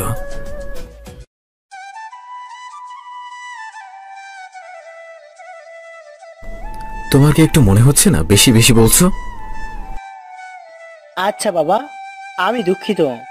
কথাটি আবার বলো, বুঝিনি কি বলেছিলে? এমএসএফ এর প্রতি বিশাল ঝড় আসতে চলেছে। ঝড়ের প্রকোপে হয়তো লন্ডভন্ড করে দিতে পারে সব, যদি না সঠিক সময়টা মোকাবেলা অথবা রুখে দেয়া যায়। তোমার কথার আগামাথা কিছুই বুঝলাম না আমি। একটু বিস্তারিত বলবে কি? বলো নিক্সন। এমএসএফ এর নতুন শত্রু জুটেছে। এবার এই নতুন শত্রুটি এমএসএফ এর নাম ধূলিসাৎ করে দিতে উঠে পড়ে লেগেছে। তবে আমি শিওর শত্রু এবার এমএসএফ এর ভেতর থেকে আক্রমণ করবে। তা দেখে হাসতে হাসতে বলতে লাগলেন নিক্সন, এ কথা শুনে বড় হাসি পেল জাবেদ। এ ধরনের আজগুবি খবর কোথা হতে জানতে পাও তুমি? সেটাই বুঝতে পারছি না আমি। চেহারায় গম্ভীর ভাব ফুটিয়ে বলতে লাগলো জাবেদ, আপনি হাসছেন কেন? আমি তো এখানে হাসার কোনো কারণ দেখতে পাচ্ছি না। হাসবো না তো কি করব? আজকাল তুমি যা শোনাচ্ছ তাতে হাসি পাবারই কথা। এমএসএফ এর সিকিউরিটি সম্পর্কে ধারণা আছে তোমার? এতটা সিকিউরিটি দেওয়া আছে যে এমএসএফ যা শত্রুরা কখনো ভাবতেও পারবে না। আচ্ছা, কি এমন সিকিউরিটি হয়েছে বলুন তো আমাকে? এই যে সামনে লেজার রশ্মিগুলো দেখতে পারছো, এগুলো কোনো সাধারণ রশ্মি নয়। এগুলোতে রয়েছে হাই ইলেকট্রনিক পাওয়ার, যা মানবদেহের ভেতরে অঙ্গ প্রত্যঙ্গের মুহূর্তের মধ্যেই ধ্বংস করে দিতে পারে যদি এর সংস্পর্শে কেউ চলে আসে। ঠোঁটের কোণে রহস্যময় হাসির রেখা ফুটিয়ে বলে উঠল জাবেদ, আচ্ছা, আরমান খানের সর্বশ্রেষ্ঠ কথাটা কি ছিল তা মনে আছে কি? মাথায় হাত দিয়ে চুলকাতে চুলকাতে বললেন তিনি, হ্যাঁ, কি যেন ছিল, মাথায় আছে না এখন। শত্রুর মোকাবেলা করতে বুক পেতে দিয়ে করা যায়, কিন্তু শত্রুর সাথে হাত মিলিয়ে অথবা শত্রুর বন্ধু হবার নাটক করে পেছন থেকে ধোঁকা তথা আক্রমণ করলে তা মোকাবেলা করা বড়ই কঠিন ব্যাপার। হ্যাঁ মানলাম, কিন্তু শত্রুটি কে আর কেই বা শত্রুর সাথে হাত মিলিয়ে MSF এর কে ধোঁকা দিতে? এবার কিছুটা চওড়া ও রাগে ভাব নিয়ে বলতে লাগলো জাবেদ। এখন সেটাই খুঁজে বের করতে হবে এবং গর্ত খুঁড়ে টেনে বের করে আনতে হবে তাকে। আর একটা কথা মাথায় রাখবেন, একটা ঘরে ডাকাতি হবার পেছনে ওই ঘরের লোকেদেরই অবদান থাকে। রাগচটা ভাবে জাবেদের কথা বলার ধরন দেখে পুনরায় কোনো কথা বলার সাহস করল না নিক্সন সাহেব। চেহারায় রাগী ভাব ফুটিয়ে আকাশযানের বাহিরে তাকিয়ে আছে জাবেদ। কেবল তার মাথায় একটাই চিন্তা ঘুরপাক খেয়ে চলেছে আর প্রার্থনা করছে সৃষ্টিকর্তার কাছে MMS এ কোনো রকম অঘটন যাতে এই মুহূর্তে না ঘটে এবং শত্রুর পক্ষে আক্রমণ কেমন হবে তা নিয়ে ভাবনা। অদূরে একটি ফাঁকা মাঠ দেখা যাচ্ছে। বেশ বিস্তৃত স্থান নিয়ে একটি গোল এরিয়াকে দেওয়াল দিয়ে বেষ্টনী দেওয়া হয়েছে এবং উচ্চতায় প্রায় 1000 ফিট উপরে ছাউনি দেওয়া হয়েছে। স্থানটি রং বেরঙের লাইট দিয়ে অবর্তিত, তবে গোল এরিয়াটির ব্যাস কম নয়। 1000 মিটার বিস্তৃত স্থান নিয়ে তৈরি করা হয়েছে মহাকাশযান স্টেশন। দূর থেকে বেশ কিছু আকাশযান নজরে আসছে জাবেদের। টানেলের মুখে এসে থেমে গেল আকাশযান। পুনরায় নিক্সন একটি বাটন প্রেস করল। তৎক্ষণাৎ পুনরায় একটি সবুজ রশ্মি এসে আকাশযানের উপর আছড়ে পড়ল। উপর থেকে নিচ পর্যন্ত সবুজ রশ্মিটি আসতে আচমকা অদৃশ্য হয়ে গেল রশ্মিটি। টানেলের মুখ থেকে তৎক্ষণাৎ পাতলা আবরণের একটি কাঁচ সরে গেল দুদিকে। এতটাই সূক্ষ্ম কাজ যা সজাগ এবং তীক্ষ্ণ দৃষ্টিতে না তাকালে বোঝার উপায় নেই। টানেলের মুখ পেরিয়ে আকাশযান স্টেশনে প্রবেশ করলেন তারা। অতঃপর স্টেশনের একটি সুন্দর স্থান খুঁজে নিয়ে মেঝেতে অবতরণ করল আকাশযান। কিছু সময় অতিবাহিত হতেই আকাশযানের দরজাটি খুলে গেল। দরজা খুলে যেতেই সিঁড়ি দিয়ে হেঁটে স্টেশনের মেঝেতে প্রথম পা রাখল জাবেদ। তার কিছুক্ষণ পরেই আকাশযান হতে বেরিয়ে পা রাখল নিক্সন। অতি উচ্চমানের টাইলস ব্যবহার করা হয়েছে মেঝেতে, তবে অবাক করার বিষয় হলো টাইলসগুলো পানির মতো স্বচ্ছ এবং নিচ থেকে রং বেরঙের আলো বেরিয়ে আসতে চাইছে, কিন্তু তা মেঝে পর্যন্ত সীমাবদ্ধ। হয়তো আলোটির প্রতিফলন ঘটে নিচে চলে যাচ্ছে অথবা ভিন্ন কারণ। এ নিয়ে মাথা ঘামানোর কোনো কারণ দেখল না জাবেদ, তাই সামনের দিকে হাঁটতে লাগলো। তবে তার পাশে হেঁটে চলেছে নিক্সন। কিছু দূর অগ্রসর হতেই টানেলের মতো দেখতে দুদিকে দুটো রাস্তা দেখা যাচ্ছে, একটি বাম দিকে অপরটি ডান দিকে। বাম দিকের রাস্তাটি অনেক বড় দেখা যাচ্ছে, তবে ডান দিকের রাস্তাটি রহস্যজনক ভাবে একটি দেওয়ালের কাছে এসে স্থগিত হয়ে গেছে। বেশি কিছু না ভেবে জাবেদ বাম দিকে প্রসারিত রাস্তাটির কিনার ধরে হাঁটতে চাইল, কিন্তু পেছন থেকে টেনে ধরে চলায় বাধা সৃষ্টি করলেন নিক্সন। চোখের ইশারায় প্রশ্ন করল তাকে থামবার কারণ। কিছু না বলে ইশারায় অনুসরণ করতে বলল নিক্সন। ডান দিকে বাধা পাওয়া রাস্তাটি দিয়ে এগিয়ে চললেন তিনি। তা দেখে ভ্রু কুঁচকে তাকালো জাবেদ, তবে কিছু না বলে তার পিছু পিছু এগিয়ে চলল। রাস্তা শেষ করে বাধা পাওয়া দেওয়ালের সামনে এসে উপস্থিত হয়েছে দুজন। দেওয়ালের মধ্যস্থানে ডান হাত দিয়ে দেওয়ালে বেশ জোরে সোরে চাপ প্রয়োগ করলেন নিক্সন। গড়গড় একটি আওয়াজ হয়ে দেওয়ালটি একটি দরজার মতো মধ্যভাগ হতে দুভাগে বিভক্ত হয়ে গেল। এটি দেখে বেশ চমকিত হলো জাবেদ। হেঁটে হেঁটে ভিতরে প্রবেশ করলেন নিক্সন। তাকে অনুসরণ করে পিছু পিছু ভেতরে প্রবেশ করলো জাবেদ। অবাক করা বিষয় হলো দুজন ভেতরে প্রবেশ করতেই বিভক্ত হয়ে থাকা দেওয়াল দুটি একত্রে মিলিত হয়ে গেল। দেওয়াল দুটি একত্র মিলিত হয়ে যেতেই বেশ জমকালো আলো জ্বলে উঠল। আলোর ফলে আলোকিত হয়ে গেল চারদিক। একটু লক্ষ্য করতেই বুঝতে পারল জাবেদ তারা একটি চার দেওয়ালে আবদ্ধ একটি রুমের ভেতর আছেন। সামনে দেওয়ালের দিকে হেঁটে এগিয়ে গেলেন নিক্সান। তা দেখে তার পেছনে হাঁটতে লাগলো জাবেদ। আবদ্ধ রুমটি দেখে বেশ অবাক হয়েছে জাবেদ। তবে তার কাছে রুমে থাকা সাদা পেন্টিং এর মাঝে খোদাই করা নকশাগুলো অধিক মনে ধরেছে। দেওয়ালের সামনে উপস্থিত হয়ে চাপা কণ্ঠে উচ্চারিত করে বলতে লাগলো নিক্সান, টানেল লিফট 2269 ওপেন। এটুকু বলে 40 ফিট উচ্চতার দেওয়াল হতে 3 মিটার একটি জায়গা নিয়ে দুদিকে বিভক্ত হয়ে যায় দেওয়ালটি। রীতিমতো এবারও বেশ চমকিত হয়েছে জাবেদ। দেওয়ালটি দুদিকে বিভক্ত হতেই দেখা মিলল উচ্চমানের একটি লিফট। ভেতরে বেশ সুসজ্জিত করে রাখা হয়েছে আলো দিয়ে। লিফটটির চার দেওয়ালের মধ্যভাগেই রয়েছে MSF এর লোগো। লিফটের ভেতর প্রথম পা রাখলেন নিক্সান, তার পরপরই পা রাখলেন জাবেদ। এখানেও অবাক করা কাণ্ড। তারা দুজন লিফটের ভেতর প্রবেশ করতেই দরজাটি আপনা আপনিভাবে দুদিক থেকে মিলিয়ে আটকে যায়। দরজাগুলো অনেক সূক্ষ্মভাবে তৈরি হয়েছে, যার ফলে কোনোভাবেই বোঝার উপায় নেই এখানে একটি দরজা রয়েছে। দরজা আটকে যেতেই একটু শব্দ করে বলে উঠল নিক্সান, কম্পিউটার প্রোগ্রাম সাউন্ডে ভেসে এলো, কোড রিকগনাইজড। তা শুনে পুনরায় বলে উঠল Nixon, tunnel lift 2269 lock and start the journey. পুনরায় প্রোগ্রাম সাউন্ডে ভেসে এলো, টানেল লিফট 2269 এর locked and new ready for the journey. Program সাউন্ডে ভেসে আসা কথাটি শেষ হওয়া মাত্রই লিফটটি এক ঝাঁকুনি দিয়ে উঠল। প্রচণ্ড গতিতে উপরের দিকে উঠছে লিফট।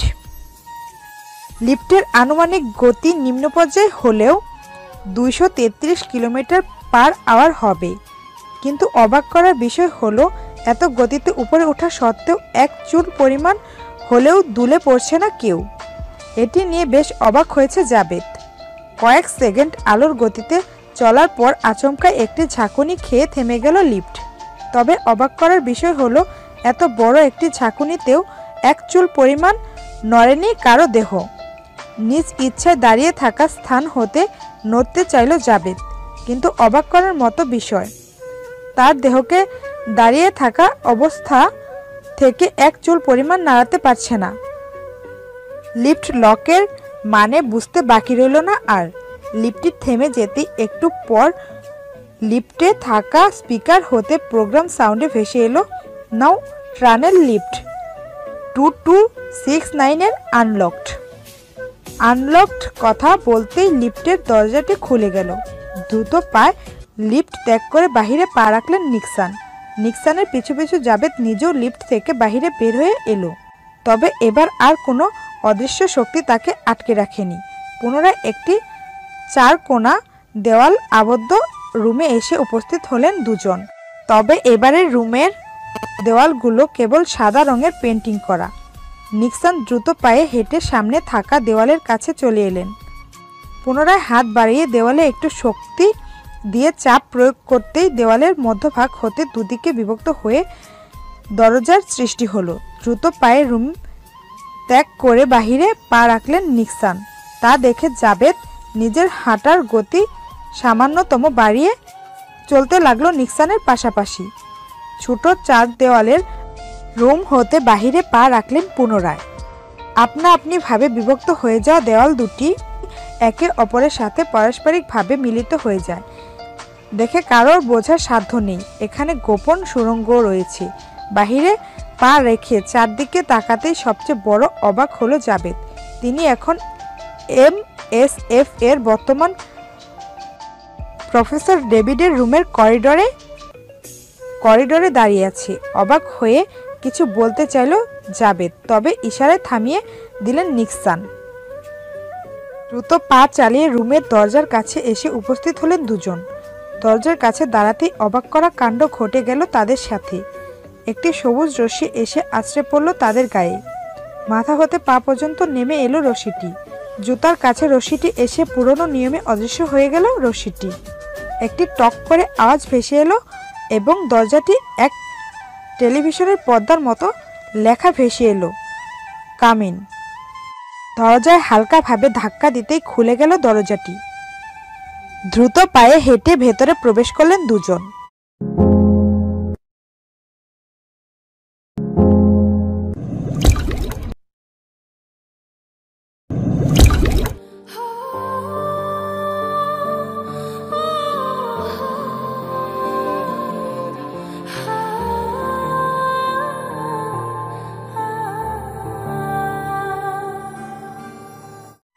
তবে ভেতরে প্রবেশ করে চারদিকে তাকিয়ে কোথাও প্রফেসর ডেভিডকে না দেখতে পেয়ে হতাশ হয়ে গেল জাবেদ।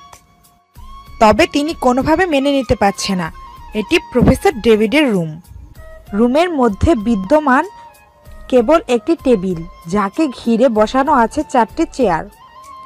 এক কর্নারে রয়েছে 2টি বড় সোফা এবং মধ্যস্থানে রাখা আছে একটি টি টেবিল।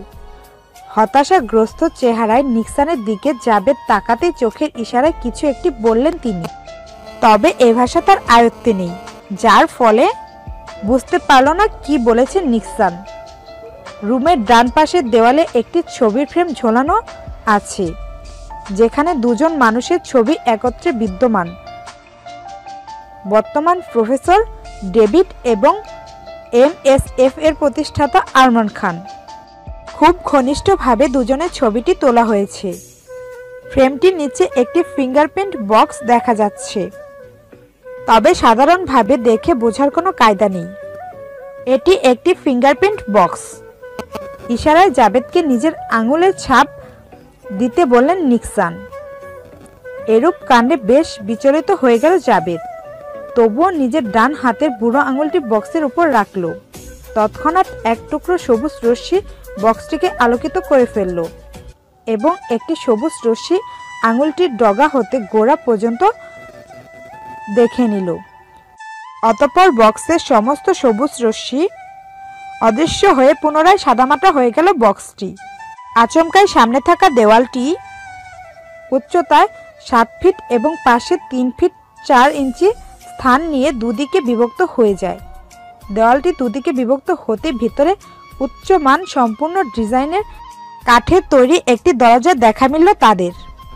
দরজায় থাকা হাতলটিতে হাত রেখে একটু চাপ প্রয়োগ করল জাবেদ, সাথে সাথে খুলে গেল দরজাটি। অতি সুন্দরভাবে সজ্জিত একটি রুমের দেখা মিলল তাদের। দ্রুত ভিতরে প্রবেশ করলেন দুজন। রুমের ভেতর বেশ সুগন্ধি ব্যবহার করা হয়েছে, যা তাদের নাকে ভেসে আসছে। চার দেওয়াল ঘেরাও করে বিভিন্ন লাইটের বন্দোবস্ত করা হয়েছে।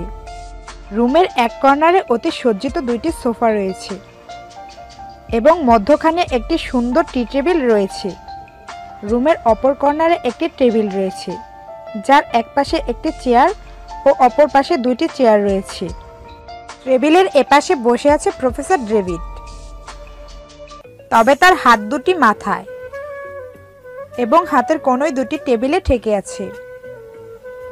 প্রফেসর ডেভিডকে এরকম অবস্থায় বসে থাকতে দেখে বেশ ঘাবড়ে যায় দুজন।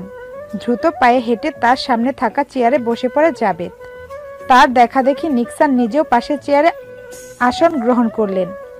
মাথা উঁচিয়ে জাবেদকে তার সামনে বসে থাকতে দেখে চমকিত হয়ে চোখ বড় বড় করে তাকালেন প্রফেসর ডেভিড। পরক্ষণে নিজের হাত দুটি দ্বারা নিজের চোখ দুটি কচলে নিলেন। তবুও তার সামনে জাবেদকে বসে থাকতে দেখে অবাক চোখে তাকিয়ে রইলেন। জাবেদ কোনোভাবে প্রফেসরের এরকম উদ্ভট কর্মকাণ্ড মেনে নিতে পারছে না। হয়তো তিনি এখন অবাক দৃষ্টিতে তাকিয়ে আছে জাবেদের দিকে, তবে কিছুক্ষণ পূর্বে তার চেহারায় ফুটে উঠেছিল উদ্বিগ্ন ভাব, যেন বিশাল বড় বিপদের সম্মুখীন হয়েছেন তিনি। কোনোভাবে তার এরকম কর্মকাণ্ডের হিসাব মেলাতে পারছে না জাবেদ এবং নিক্সন। শেষবার যখন কথা হয়েছিল তখন প্রফেসর ডেভিডের 2 ঠোঁটের কোণে হাসির রেখা ফুটেছিল, কিন্তু এখন আর সেই হাসিটি নেই। পুনরায় চিন্তিত হয়ে গেল জাবেদ। ভাবতে লাগলেন তিনি, তবে কি অঘটন ঘটেই গেছে? কি হয়েছে তবে? শত্রুপক্ষ কি তবে আক্রমণ করে ফেলেছে? এরকম হাজারো প্রশ্ন মাথায় ঘুরছে তার। এতটুকু সময়ের মাঝে কি হয়ে গেল চিফ ডেভিডের, তা বিশ্লেষণ করার মতো কোনো ভাষা নেই তার কাছে। জাভেদকে চিন্তিত দেখে অবাক চোখে প্রশ্ন করে ফেললেন প্রফেসর ডেভিড। জাভেদ, তুমি সত্যি কি আমার সামনে বসে আছো? আমি কোনোভাবে বিশ্বাস করতে পারছি না। হ্যাঁ, আমি বসে আছি। এবার বলুন, আপনি এরকম উদ্বিগ্ন হয়ে বসেছিলেন কেন? জ্বর এসেছে SMS এর ওপর, আর তা দুই মুছে নিয়ে গেছে মূল্যবান সম্পত্তি। সম্পত্তি নিয়ে গেছে বলতে কি নিয়ে গেছে? সম্প্রতি উদ্ধারকৃত রেড ডায়মন্ডটি ধোঁকা করে চুরি করে নেওয়া হয়েছে কোষাগার থেকে। আমি পূর্ণ সুরক্ষা দিতে পারিনি, যার ফলে এটি চুরি হয়ে গেল, এবং এটি আমার ব্যর্থতা। ধোকার কথা শুনে চমকে উঠল নিক্সন। ঠোঁটের কোণে রহস্যময় হাসি দিয়ে বলে উঠলেন জাভেদ। এটা ঘটবার ছিল, আর আমি ওখানে উপস্থিত হয়েছি এর জন্যই। রেড ডায়মন্ডটি চুরি করা হয়েছে শক্তি হাসিলের জন্য এবং MSF-কে গুড়িয়ে দিতে, পৃথিবী ধ্বংস করার লক্ষ্য তাদের। আর রেড ডায়মন্ডটা চুরির পেছনে হাত রয়েছে MSF-এর বিশ্বস্ত কর্মীর। জাভেদের কথা শুনে তার দিকে চোখ বড় বড় করে তাকালেন প্রফেসর ডেভিড ও নিক্সন। প্রফেসর ডেভিড অবাক স্বরে বলে উঠলেন, তুমি কিভাবে জানলে চুরি করেছে MSF এর কাছে কেউ, যে MSF এর বিশ্বস্ত, এবং রেড ডায়মন্ড চুরির কারণ কিভাবে জানো? সব প্রশ্নের জবাব একদিন দিয়ে দেব, আর এই মুহূর্তে এগুলো লুকায়িত থাকাটাই সবচেয়ে ভালো। জাভেদের কথা শুনে কেউ আর প্রশ্ন করলেন না কিছু। রুমে বেশ কিছু সময় যাবৎ নীরবতা বিরাজমান। তা দেখে বলে উঠলেন নিক্সন। আচ্ছা, সব মানলাম, কিন্তু কে সেই বিশ্বস্ত কর্মী যে MSF-কে ধোঁকা দিল? এজেন্ট তামিম। এ শুনে তৎক্ষণাৎ চটে যায় নিক্সন, কিন্তু তখনই জাভেদ বলে ওঠে,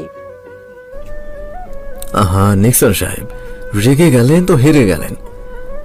পথিমধ্যে একটা কথা বলছিলাম আমি। একটা ঘরে ডাকাতি হওয়ার পেছনে হাত রয়েছে ওই ঘরের লোকজনদের। মিলে গেল কি? হতাশাগ্রস্ত কণ্ঠ নিয়ে বললেন নিক্সন। হ্যাঁ, তাই তো দেখছি। আন্দাজে কথা বলো, জাভেদ নামের লোকটির পেছনে চায় না। ওকে, আচ্ছা, চুরিটি হলো কিভাবে? আমার জানা মতে সংরক্ষণাগারে সিসি ক্যামেরা এবং লেজার রশিদ লাগানো আছে। তবে কিভাবে সম্ভব বলবেন নিক্সন? আমাদের উচিত একটু ভালোভাবে দেখা, কোথা হতে কিভাবে শুরু হয়েছিল এবং কিভাবে শেষ হয়েছিল। সম্মতি জানিয়ে বললেন প্রফেসর ডেভিড। হ্যাঁ, এমনিতেই তোর বলা যাচ্ছে না কি করেছিল। চলো দেখে আসা যাক মূল্য গঠিত ঘটনা কি। সেখানে আর বসে রইল না জাভেদ। তৎক্ষণাৎ চেয়ার ছেড়ে উঠে দাঁড়ালো। অতঃপর রুমের বাহিরে যাওয়ার জন্য পা বাড়ালেন। তার পিছু পিছু এগিয়ে চলেন প্রফেসর ডেভিড এবং নিক্সন। বারান্দা দিয়ে হেঁটে চলেছে সবাই। বারান্দার শেষ মাথায় একটি লাইট রয়েছে। দ্রুত সেখানে উপস্থিত হলেন তারা। সুইচ বোর্ডে বেশ কয়েকটা সংখ্যা দেখা যাচ্ছে, কিন্তু সেগুলোর মধ্যে একটি বাছাই করলেন নিক্সন। 7 লেখা বাটনটি ক্লিক করলেন। একটি ঝাঁকুনি দিয়ে লিফটটি নিচের দিকে নেমে চলেছে। 7 তলাতে আসতেই থেমে যায় লিফট। টিং করে শব্দ তুলে দরজাটি খুলে যায়। পুনরায় 7ম তলার বারান্দা দিয়ে হেঁটে চলেছে তারা। কিছু মুহূর্ত হাঁটতেই একটি রুমের সামনে এসে উপস্থিত হলেন তারা। দরজার কাছে প্রফেসর ডেভিড দাঁড়াতেই সবাইকে অবাক করে দিয়ে আপনি ভাবে দরজাটি খুলে যায়। কিছুটা অবাক হলো জাভেদ, তবে ইতিমধ্যেই বুঝে গেছে MSF এখন চমকপ্রদ। আয়তনের রুমটি বেশ বড়সড়। চৌকোনা দেওয়ালে আবদ্ধ রুম। দেওয়ালগুলোতে সাধারণ পেন্টিং করা হয়েছে, তবে রুমটি বেশ সুন্দরভাবে সজ্জিত। রুমটির আয়তন লম্বায় 44 মিটার, প্রস্থ 30 মিটার এবং উচ্চতা 12 মিটার। রুমটির 4 দেওয়ালে কেবল মনিটরের বসবাস। কেবল দিয়ে সম্পূর্ণ রুম আচ্ছাদিত, তার সাথে দেওয়ালে রয়েছে মনিটর। কেবল দু একটি মনিটর বাদে বাকি সবগুলো মনিটর চালু রাখা হয়েছে। প্রতিটি মনিটর উচ্চমান সম্পূর্ণ এবং আয়তনে প্রতি মিটার 80 ইঞ্চি। রুমের ডান কর্নারে হাই ব্রেঞ্চের মতো বড় একটি টেবিলে দেখা মিলেছে, তবে তা সম্পূর্ণটাই তৈরি কাঁচ দিয়ে। টেবিলের দুই প্রান্তে রয়েছে চেয়ার। টেবিলের উপর কয়েকটি কম্পিউটার দেখা যাচ্ছে এবং বেশ কিছু ডিভাইস, আর এদের সাথে সংযুক্ত হয়ে আছে কেবল। এক প্রান্তে 26 থেকে 27 বছরের একটি যুবক বসেছিল, বেশ সুদর্শন বলা চলে। রুমে প্রফেসর ডেভিডকে দেখা মাত্রই চেয়ার ছেড়ে উঠে স্যালুট করলো যুবকটি। সেদিকে ধ্যান না দিয়ে দ্রুত পায়ে হেঁটে সোফায় গিয়ে বসে পড়লেন তিনি। পাশের সোফায় বসে গেলেন নিক্সন এবং টেবিলের সাথে সংযোগ চেয়ারটি টেনে তাতে বসে গেল জাবেদ। যুবকটি কেবল একা দাঁড়িয়ে আছে। রুমের মধ্যখানে প্রফেসর ডেভিডের উদ্দেশ্য করে যুবকটি যথেষ্ট ভদ্রতা বজায় রেখে বলে উঠল,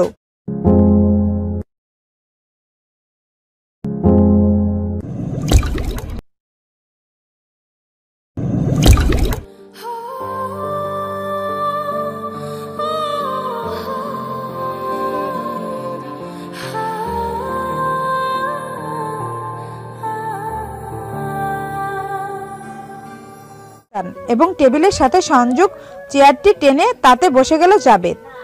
যুবকটি কেবল একা দাঁড়িয়ে আছে। রুমের মধ্যখানে প্রফেসর ডেভিডের উদ্দেশ্য করে যুবকটি যথেষ্ট ভদ্রতা বজায় রেখে বলে উঠল, স্যার, কষ্ট করে আপনি এখানে আসতে গেলেন কেন? আপনি ডাকলে তো আমি নিজেই চলে যেতাম। এখন আমাদের প্রয়োজন, তাই আমরা এসেছি। ওকে চেনো? ইশারায় জাবেদকে দেখিয়ে বললেন প্রফেসর। সঠিকভাবে চিনতে পারছি না আমি। MSF এর প্রতিষ্ঠাতা আরমান খানের পুত্র এবং MSF এর সবচেয়ে দক্ষ এজেন্ট ও MSF এর আগামী প্রফেসর জাবেদ খান। হ্যালো স্যার, আমি দুঃখিত প্রথমে আপনাকে চিনতে না পারায়। বিনয়ী স্বরে জাবেদের উদ্দেশ্য করে কথাটি বলল যুবক। তাদের কথায় ব্যাঘাত ঘটিয়ে বললেন প্রফেসর, আরিক, যার জন্য তোমার কাছে আসতে হলো সেটাই বলা হয়নি এখনো। জি বলুন স্যার। ইতিমধ্যে তুমি অবগত আছো সংরক্ষণকারী রক্ষিত অবস্থায় থাকা রেড ডায়মন্ডে চুরি হয়ে গেছে। এখন চুরি হয়ে যাওয়া ফুটেজটি স্ক্রিন চালু করো। একটু অপেক্ষা করুন স্যার, আমি এক্ষুনি চালু করছি।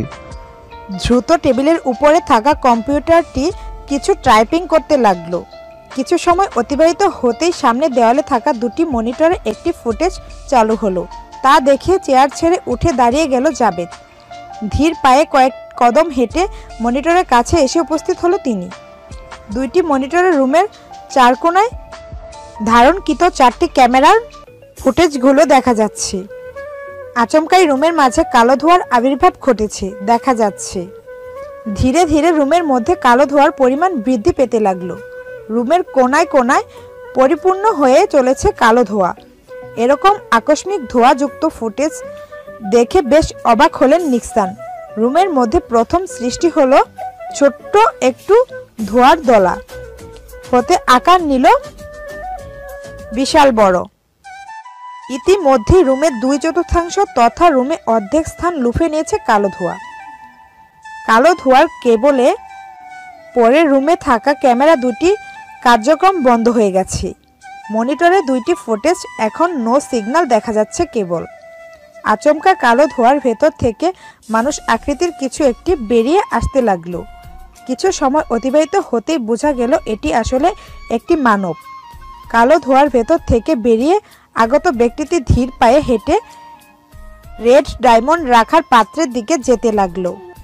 মনিটরের চেহারাটি স্পষ্ট হতেই উৎসুক হয়ে থাকা নিক্সন কিছুটা চিৎকার কণ্ঠে বলে উঠলেন, ওই তো হারামজাদা এজেন্ট তামিম, বেঈমান, নিয়ামক হারাম। যেখানে খেয়ে দিয়ে বড় হয়েছে সেখানে ধোকা দিতে একটু হাত কাঁপলো না ওর। বেশ বিরক্তিকর কণ্ঠে নিক্সনের উদ্দেশ্য করে বললেন প্রফেসর, এই নিক্সন, তুমি কি থামবে? মেয়েদের মতো শুরু করেছো কেন বলো তো? একটু একদম চুপচাপ হয়ে বসে থাকো, আর একটু শব্দ যেন না শোনা যায়। প্রফেসরের কথা শুনে বেশ লজ্জা পেলেন। তৎক্ষণাৎ চুপ হয়ে গেলেন তিনি। ধীর পায়ে রেড ডায়মন্ডের দিকে হেঁটে চলেছে এজেন্ট তামিম। উঁচু একটি টেবিল। কেবল টেবিলের চৌকোনা আলো দিয়ে আলোকিত করে রাখা হয়েছে এবং তার উপর চৌকোনা লেজার রশ্মি দিয়ে আবেষ্টিত করে রাখা হয়েছে। টেবিলের উপর একটি বক্স। বক্সটির মধ্যভাগে ডায়মন্ড রাখার পাত্র, সুন্দর করে পরিবেশন করে রাখা রেড ডায়মন্ডটি। টেবিলের কাছে বসে উপস্থিত হলেন এজেন্ট তামিম এবং বেশ কিছু সময় যাবৎ পরিদর্শন করতে লাগলো তিনি। হুট করে নিজের ডান হাত টেবিলের দিকে বাড়িয়ে দিলেন। হাতটি লেজার রশ্মি ভেদ করে রেড ডায়মন্ডটি স্পর্শ করে ফেলল। এ দেখে চোখ বড় বড় করে তাকিয়ে রইল নিক্সান। এক্ষেত্রে জাবেদ নিজেও কিছুটা অবাক হয়েছে। একটি কাগজ যদি লেজার রশ্মি স্পর্শ করে তার সঙ্গে সঙ্গে ছাই হয়ে যায়, কিন্তু এজেন্ট তামিমের বিন্দু পরিমাণ কোনো প্রক্রিয়া হলো না কেন তা ভেবে পাচ্ছে না সবাই। লেজার রশ্মিটি হাতে স্পর্শ পাওয়া মাত্রই রুমের মধ্যে অবস্থিত অ্যালার্ম স্পিকার হতে ওয়ার্নিং অ্যালার্ম দিয়ে চলেছে। তৎক্ষণাৎ রুমের মাঝে লাল আলো জ্বলে উঠল, তবে তা জ্বলছে এবং নিভছে। গভীরভাবে পর্যবেক্ষণ করছে জাবেদ। কিছু একটি লক্ষ্য করছে তিনি, কিন্তু কাউকে কিছু বলার প্রয়োজন বোধ করল না, তাই চুপ থেকে গেল। এজেন্ট তামিম রেড ডায়মন্ড ডান হাতে নিয়ে ধীর পায়ে হেঁটে এগিয়ে চলেছে কালো ধোঁয়ার দিকে। কালো ধোঁয়া তার দেহে প্রবেশ ঘটতেই রুমের ধোঁয়ার পরিমাণ হ্রাস পেতে লাগলো। তখনই রুমের মূল দরজা খুলে সেখানে ভেতরে প্রবেশ করলেন প্রফেসর, কিন্তু ততক্ষণে রুমের মাঝে কালো ধোঁয়ার অস্তিত্ব অবশিষ্ট নেই। এ দেখে ভিডিও ফুটেজটি স্থগিত করে দিল জাবেদ। ভিডিও ফুটেজ বন্ধ করতে রাগান্বিত কণ্ঠে বলতে লাগলেন, নেহকারামের বাচ্চাটার যেখানে খেয়েছে সেখানে যিনি চুরি করে নিল, এই নেহকারামের সন্ধান একবার কেবল পেয়েই নেই, কেরিয়ে সব দাঁত বের করে দিব তার। ঠান্ডা ও ধীর কণ্ঠে জবাব দিল জাবেদ। নিজেকে ঠান্ডা করুন মিস্টার নিক্সন সাহেব। সম্পূর্ণ গল্প না জেনে কথা বলাটা বোকামির আওতাধীন। তুমি কি বলতে চাচ্ছ? কিছুই বুঝতে পারছি না আমি। আমি আমাদের সামনে ঘটে যাওয়া ঘটনাটি যেরূপ ঘটিত দেখতে পাচ্ছি, যদি তা 180 ডিগ্রি কোণ অ্যাঙ্গেলে দেখতে পেতেন তবে ঘটনাটি ভিন্ন হতো। এখানে 180 ডিগ্রি আর 80 ডিগ্রি কোথা থেকে আসলো? আর এখানে তামিম আমাদের ধোঁকা দিয়েছে তা স্পষ্ট বোঝাই যাচ্ছে। তবে তুমি কি তার সাপোর্ট নিচ্ছ? সাপোর্টও বলতে পারেন, আবার ভিন্ন চিন্তাধারার মানুষ। অরিক, ভিডিও ফুটেজটি 6 মিনিট 43 সেকেন্ড পেছন থেকে চালু করো। সেই সাথে কেবল এজেন্ট তামিমের চেহারার উপর ফোকাস করে জুম ইন করবে। ওকে স্যার, একটু অপেক্ষা করুন, আমি এক্ষুনি চালু করছি। বলা আছে। সিসিটিভি ফুটেজ পুনরায় চালু করা হলো উক্ত সময় থেকে, তবে এবার কেবল এজেন্ট তামিমের চেহারা ফোকাস করে জুম ইন করে চালু করা হয়েছে। ফুটেজটি কয়েক সেকেন্ড চলতেই জাবেদ বলে উঠল, ফ্রিজ মিস্টার নিক্সন সাহেব, তো এখন কি দেখতে পেলেন? চোখে পানির আভাস। তাতে কি? চুরি করে চোখে পানির আভাস দেখা দিলে কি লাভ হবে এতে? হ্যাঁ, বেশ রেগে মেগে বলে উঠলেন প্রফেসর। নিক্সান, বরাবরের মতো আবারও বড্ড বেশি কথা বলছো তুমি। জাবেদ যেটি দেখবার প্রচেষ্টা করছে সেটা দেখো, আর না হয় চুপ থাকো। তো ওর নিজের মতামত নিয়ে কথা বলো না। প্রফেসর ডেভিডের ধমক খেয়ে সম্পূর্ণ চুপসে গেলেন নিক্সান। রুমের মাঝে বিন্দু পরিমাণ আওয়াজ নেই, কেবল মনিটর সিস্টেমের আওয়াজ বাদে। নীরবতা দেখে বলতে লাগলেন জাবেদ, একটি কর্মদয় একটা কাজ সম্পাদনা হবার পরেও কেবল ওই ব্যক্তির চোখ হতে অশ্রুপাত অথবা অশ্রুসিক্ত হয় যখন তাকে দিয়ে জোর করে কেউ কাজটি হাসিল করে নেয়। অবাক চোখে তাকিয়ে আছেন নিক্সার। প্রফেসরের ভয়ে এবার আর মুখ খুললেন না। তবে প্রফেসর আর মুখ বন্ধ করে রাখতে পারলেন না। চিন্তিত মনে বলে উঠল, তোমার কথাটি বুঝতে পারলাম না, আর একটু বিস্তারিতভাবে বলো। আমাদের দ্বারা কোনো কাজ জোর করে করানো হলে অথবা করাতে বাধ্য করা হলে উক্ত কাজের সময় আমাদের মন বিষণ্ণতায় ভরপুর থাকে অথবা চোখ থেকে অশ্রুপাত হয়, আর বাধ্য করা হয় কাজটি যদি নিজ কর্মসংস্থানের ক্ষেত্রে হয় তবে চোখ অশ্রুসিক্ত হতে বাধ্য হবে। ঠিক এরকমটাই ঘটেছে তামিমের সাথে। মনিটরে লক্ষ্য করলে দেখা যায় রুমের ওয়ার্নিং লাইটের আলোতে মিটমিটে জ্বলিত রশ্মির ফলে তামিমের অশ্রুপাত ঘটেছে। এর দ্বারাই প্রমাণিত হয় এজেন্ট তামিমকে উক্ত কাজটি করতে বাধ্য করা হয়েছে। হ্যাঁ, এবার বুঝলাম, যথেষ্ট লজিক রয়েছে কথায়, কিন্তু আমি ভেবে পাচ্ছি না কে চুরি করার জন্য বাধ্য করতে পারে তামিমকে। এর পেছনে কার হাত রয়েছে? সে যেই হোক না কেন, গর্ত হতে খুঁড়ে বের করে আনবই। জাবেদের মুখোমুখি হয়নি, তাই এই দুঃসাহস দেখাতে পেরেছে। চিন্তার কোনো কারণ নাই। খুব শীঘ্রই এর পেছনে থাকা মূল মাথাকে টেনে এনে সামনে হাজির করব। তা আমি ভালো করে জানি, তাই বলার প্রয়োজন বোধ করছি না। আচ্ছা, ওয়েট আ মিনিট। আমি যতটুকু জানি, এমএসএফ কর্তৃক উদ্ধারকৃত সকল বস্তু সংরক্ষণাগারে নেওয়ার পূর্বে ট্র্যাকিং স্পিচ লাগিয়ে দেয়া হয়। তবে সেই অনুসারে রেড ডায়মন্ডের ট্র্যাকিং স্পিচ লাগিয়ে দেওয়ার কথা। হ্যাঁ, এটা তো লাগানো ছিল, আমার তো এই কথাটাই মাথায় ছিল না। ভালো করছেন। এখন তাড়াতাড়ি আমাকে ট্র্যাকিং ডিভাইসটি দেন। একটু অপেক্ষা কর, আমি নিয়ে আসছি। দ্রুত পায়ে রুম ত্যাগ করলেন প্রফেসর। কয়েক মুহূর্ত পার হতেই হাতে ম্যাপ ডিজাইনের একটি ডিভাইস নিয়ে পুনরায় রুমে প্রবেশ করলেন তিনি। রুমে ঢুকে হাতে থাকা ডিভাইসটি নিয়ে সোফায় বসে পড়লেন তিনি। তার সামনে এলো জাবেদ। হাত বাড়িয়ে দিতেই ডিভাইসটি জাবেদের হাতে তুলে দিলেন প্রফেসর। ডিভাইসটি হাতে নিয়ে বেশ কিছুক্ষণ নেড়ে চেড়ে দেখলেন তিনি। কিছু সময় অতিবাহিত হতে বিস্ফোরিত চোখে ডিভাইসের দিকে তাকিয়ে বলতে লাগলেন, Oh no, damn it! তার এরকম কথাবার্তা দেখে বেশ অবাক হলেন প্রফেসর। উৎসুক হয়ে প্রশ্ন করলেন, হেই জাবেদ, কি হয়েছে, এরকম করছো কেন? একগাল হেসে মজা করে প্রফেসরের প্রশ্নের সাথে হ্যাঁ করে উত্তর দিলেন নিক্সন। আরে কি আর হবে প্রফেসর, হয়তো ডিভাইসটি কোনো ভিডিও গেমস ভেবেছিল যাবে, কিন্তু এখন তার মাথার ভিতর কিছুই ঢুকছে না, যার ফলে এরকমটা হচ্ছে। চেহারায় রাগী ভাব ও কপালে দুইটি রগ খাড়া হয়ে যাচ্ছে জাবেদের। তা দেখে রাগান্বিত কণ্ঠে নিক্সনের উদ্দেশ্য করে বললেন প্রফেসর,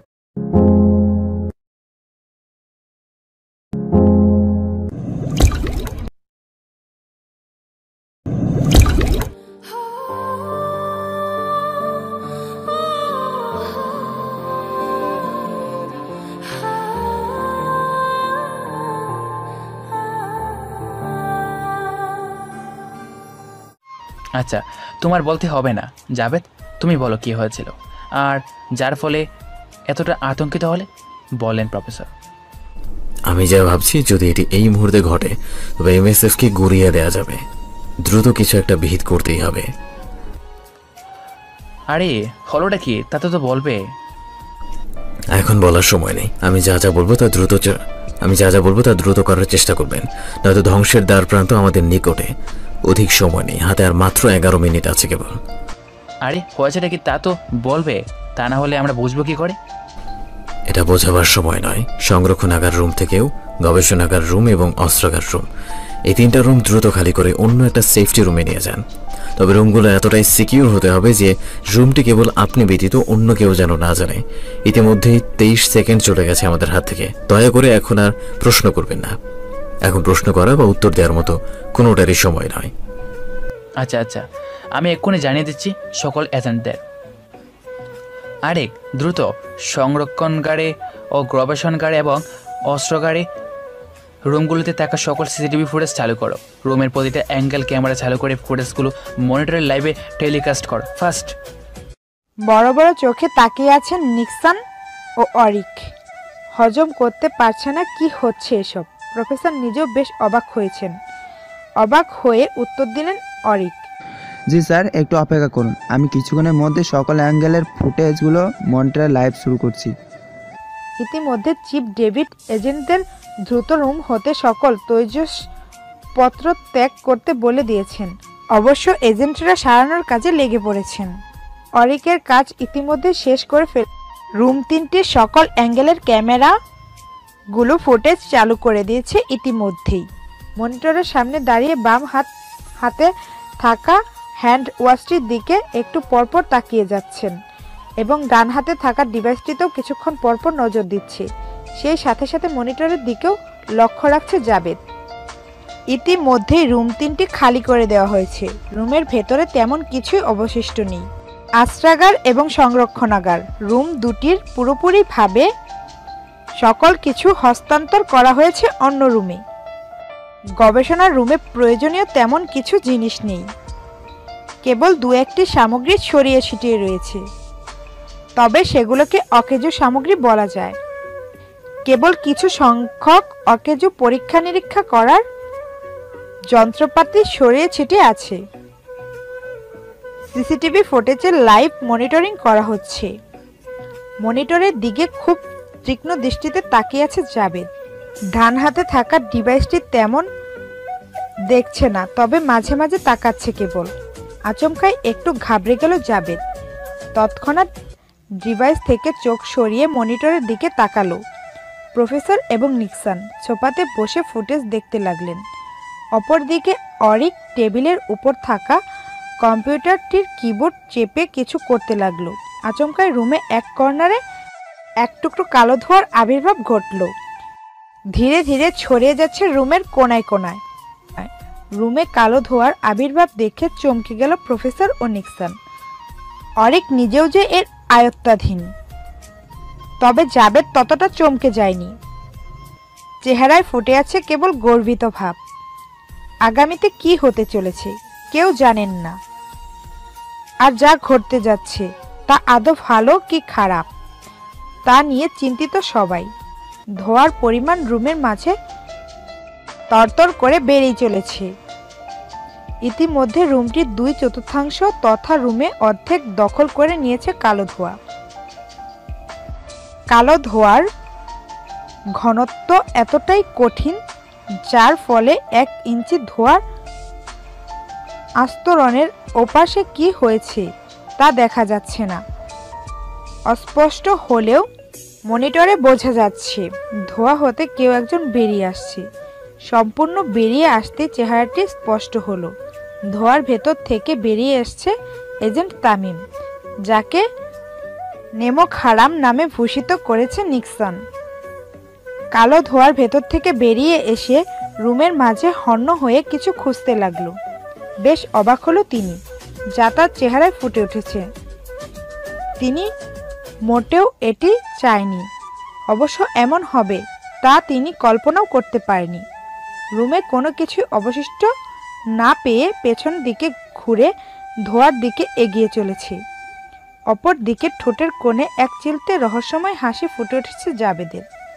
মনিটরের দিকে তাকিয়ে ঘটে যাওয়া ঘটনাটি দেখে বেশ অবাক হয়ে আছেন প্রফেসর এবং নিক্সন। আর অরিকের মুখ থেকে তারিফের ঝুড়ি যেন নামছেই না। এতটা ভবিষ্যৎ চিন্তা যার মাথায় থাকে সে আসলেই ট্যালেন্টেড, ইত্যাদি আরও কত কি বলেই যাচ্ছে। ধোঁয়ার ভেতর প্রবেশ করতেই হারিয়ে গেল তামিম। রুম থেকে ধীরে ধীরে কালো ধোঁয়ার পরিমাণ কমে আসতে শুরু করলো। এক পর্যায়ে গবেষণার রুমে আর কোনো কালো ধোঁয়ার অবশিষ্ট রইল না। মনিটর থেকে চোখ সরিয়ে পাশের মনিটরে চোখ রাখল জাবেদ। পূর্বের মতো এবারও আচমকাই সংরক্ষণাগার রুমে কালো ধোঁয়ার একটি দলা দেখা দিল। কিছু সময়ের মধ্যেই কালো ধোঁয়াটি চলে গেল রুমের 1/3 জুড়ে। আচমকাই পূর্বের মতো ধোঁয়ার ভেতর থেকে বেরিয়ে এলো তামিম। পূর্বের ন্যায় এবারও রুমের মাঝে হন্য হয়ে খুঁজতে লাগলো, কিন্তু কোনো কিছু তার চাহিদা অনুযায়ী পেল না, যার ফলে মন খারাপ করে পুনরায় কালো ধোঁয়ার অভ্যন্তরীণ প্রবেশ করলো তিনি। পরপর দুবার একই রকম কাণ্ড মেনে নিতে পারছে না তিনি, কিন্তু কিছুই যে করার নেই। এদিকে এবার বেশ জোরে সোরেই হেসে উঠল জাবেদ। এমনিতেও প্রফেসর এবং নিক্সন বেশ অবাক হয়েছেন, তার উপর জাবেদের এরূপ হাসি দেখে বিচলিত হয়ে গেলেন। প্রশ্ন আর না করে থাকতে পারলেন না নিক্সন বিচলিত হয়ে প্রশ্ন করলেন, কি হলো জাবেদ? মাথায় রহস্যের জটলা পাকিয়ে পাগল হয়ে গেলে নাকি? কিন্তু আমার তো তাতে মনে হচ্ছে না। জাবেদ, হাসির পেছনে নিশ্চয়ই কোনো বড় কারণ রয়েছে, বলেন প্রফেসর। বেচারাকে নাকানি চোবানি খাইয়ে বেশ ভালোই লাগছে আমার। এত বুদ্ধি বিবেচনা করে এসেও যদি খালি হাতে ফিরে যাবে তবে এটি তার ব্যর্থতার। অবশ্য আরও একটা নাকানি চোবানি খাবে, সেটা ভাবতেই হাসি পাচ্ছে খুব।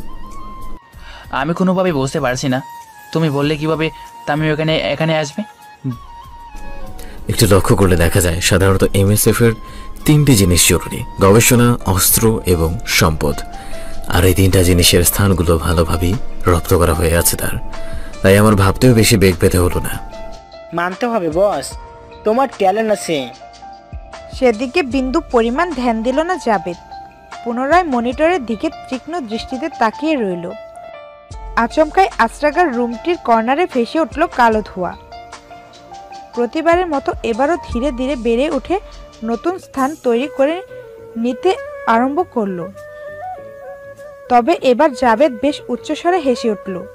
নিক্সনের মুখে লেগে আছে মুচকি হাসি এবং প্রফেসরের ঠোঁটের কোণে লেগে আছে চমকিত ভাব। অরিক যেন জাবেদের ফ্যান হয়ে গেছে ইতিমধ্যেই। পুরনো ঘটনা অনুসারে এবারেও কালো ধোঁয়ার ভেতর থেকে বেরিয়ে এলো এজেন্ট তামিম। বিস্ফোরিত চোখে তাকিয়ে আছেন তিনি। তাদের পরিকল্পনা এভাবে ভেস্তে যাবে বিন্দু পরিমাণ ভাবেনি। বেশ রেগে মেগে কালো ধোঁয়ার ভেতর চলে গেল। অবাক করার বিষয় হচ্ছে, প্রথমে কালো ধোঁয়ার আস্তরণ যতটা গভীর ছিল এখন তার 12 ভাগও নেই। বেশ হালকা আস্তরণ, কেবল ওপাশের ন্যায় ভেতরে কি আছে তা অস্পষ্ট হলেও বোঝা যাচ্ছে।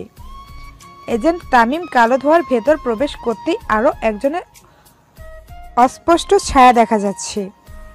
একগুচ্ছ স্বচ্ছ আলো যদি কোথাও ফেলা হয় এবং তার বাধা পেয়ে যেরকম অস্পষ্ট ছায়ার সৃষ্টি হয়, ঠিক তেমনভাবে দেখা যাচ্ছে তাদের। তামিম তার সাথে বেশ রেগে কথা বলছে। যার সাথে রেগেমেগে কথা বলছে সে কেবল দাঁড়িয়েই রয়েছে। আচমকাই তামিম তার সকল রাগারাগি বন্ধ করে চুপ হয়ে দাঁড়িয়ে যায়। এরূপ দাঁড়িয়ে যাওয়া কিছুতেই মেনে নিতে পারল না জাবেদ। মনিটরের সকল কিছু স্পষ্টভাবে ফুটে উঠেছে। পৃথিবীতে প্রচলিত সবচেয়ে উন্নত মানের ক্যামেরার চাইতেও বহুগুণ উন্নত MSF এর ক্যামেরা ও মনিটরগুলো। কেবল ক্যামেরা ও মনিটর নয়, MSF এর তৈরি সকল কিছুই উন্নত মানের, আর তা পৃথিবীর বুকে এখনও তৈরি হয়নি বলে ধারণা করা যায়। তামিমের হঠাৎ ভাগ থেকে বিড়াল বনে যাওয়াটি সবাই সাধারণভাবে নিলেও জাবেদ নিতে পারেনি। কেননা সে কেবল 0 ডিগ্রি অ্যাঙ্গেল থেকে কোনো জিনিস পর্যবেক্ষণ করে না, প্রতিটা জিনিস সূক্ষ্মভাবে এবং 0 ও 180 ডিগ্রি মধ্য অবস্থায় পর্যবেক্ষণ করে, যার ফলে সকলের কাছে যেটি সাধারণ মনে হয় তার কাছে সেটাই রহস্য। অজ্ঞাত অস্পষ্ট লোকটির কাছে আচমকাই হাত জোর করে মাপ চাইতে লাগলো তামিম। তা দেখে আরও অবাক হয়ে যায় জাবেদ। একটু আগে যিনি বাঘের মতো গর্জন করে কথা বলছিল, আর এখন তিনি বিড়ালের মতো করে নিশ্চুপ হয়ে আছেন। কেবল নিশ্চুপ নয়, হাত জোর করে ক্ষমাও চাচ্ছেন এবং আকতি মিনতি করছেন। তবে কি অজ্ঞাত অস্পষ্ট লোকটি এর মূল মাথা? প্রশ্নের টনক নড়া দিয়ে উঠল জাবেদের মস্তিষ্কে। আচমকাই অজ্ঞাত অস্পষ্ট লোকটি তামিমের দিকে হাত উঁচু করলেন। তৎক্ষণাৎ তামিমের দেহটি কাঁপতে আরম্ভ করলো। একটি মানুষকে যখন বৈদ্যুতিক শক দেওয়া হয় তখন তার অবস্থা যেমন হয়, ঠিক তেমনটাই ঘটেছে তামিমের ক্ষেত্রে। এ দেখে বেশ অবাক হয়ে গেলেন প্রফেসর এবং নিক্সন। জাবেদ একটি জিনিস লক্ষ্য করলেন, তবে পূর্বের মতো চেপে গেলেন, প্রয়োজনীয় না মনে করে। অপরদিকে তামিমের দেহটি কাঁপতে কাঁপতে মেঝেতে লুটিয়ে পড়ল। তৎক্ষণাৎ রুম হতে ধোঁয়ার পরিমাণ কমতে আরম্ভ করলো। মেঝেতে পড়ে তামিমের দেহটি দুটি কাঁপুনি দিয়ে নিস্তেজ হয়ে গেল। ততক্ষণে রুম হতে সম্পূর্ণভাবে ধোঁয়ার পরিমাণ কমে গেছে। তবে জাবেদ ইতিমধ্যেই তামিমের দেহটি কাঁপতে থাকার পরিমাণ 80% নিশ্চিত করে ফেলেছে। রুম থেকে ধোঁয়ার পরিমাণ কমে যেতে মেঝেতে তামিমের দেহের পাশাপাশি আরও একটি দেহ দেখা যাচ্ছে। তা দেখে বেশ চমকে গেলেন জাবেদ। নিক্সনের অবস্থা বড়ই বেহাল। তার চেহারায় ফুটে উঠেছে চিন্তার রশ্মি। তামিমের নিস্তেজ দেহের পাশে আরেকটি লাশ দেখে তৎক্ষণাৎ ফুটেজটি পুনরায় চালু করার জন্য অরিককে কমান্ড প্রদান করল জাবেদ। অরিক যথাসম্ভব দ্রুত মনিটরে পুনরায় ভিডিও ফুটেজটি চালু করল। রুমে কালো ধোঁয়ার পরিমাণ বাড়তে লাগলো। আচমকায় জাবেদ বলে উঠল,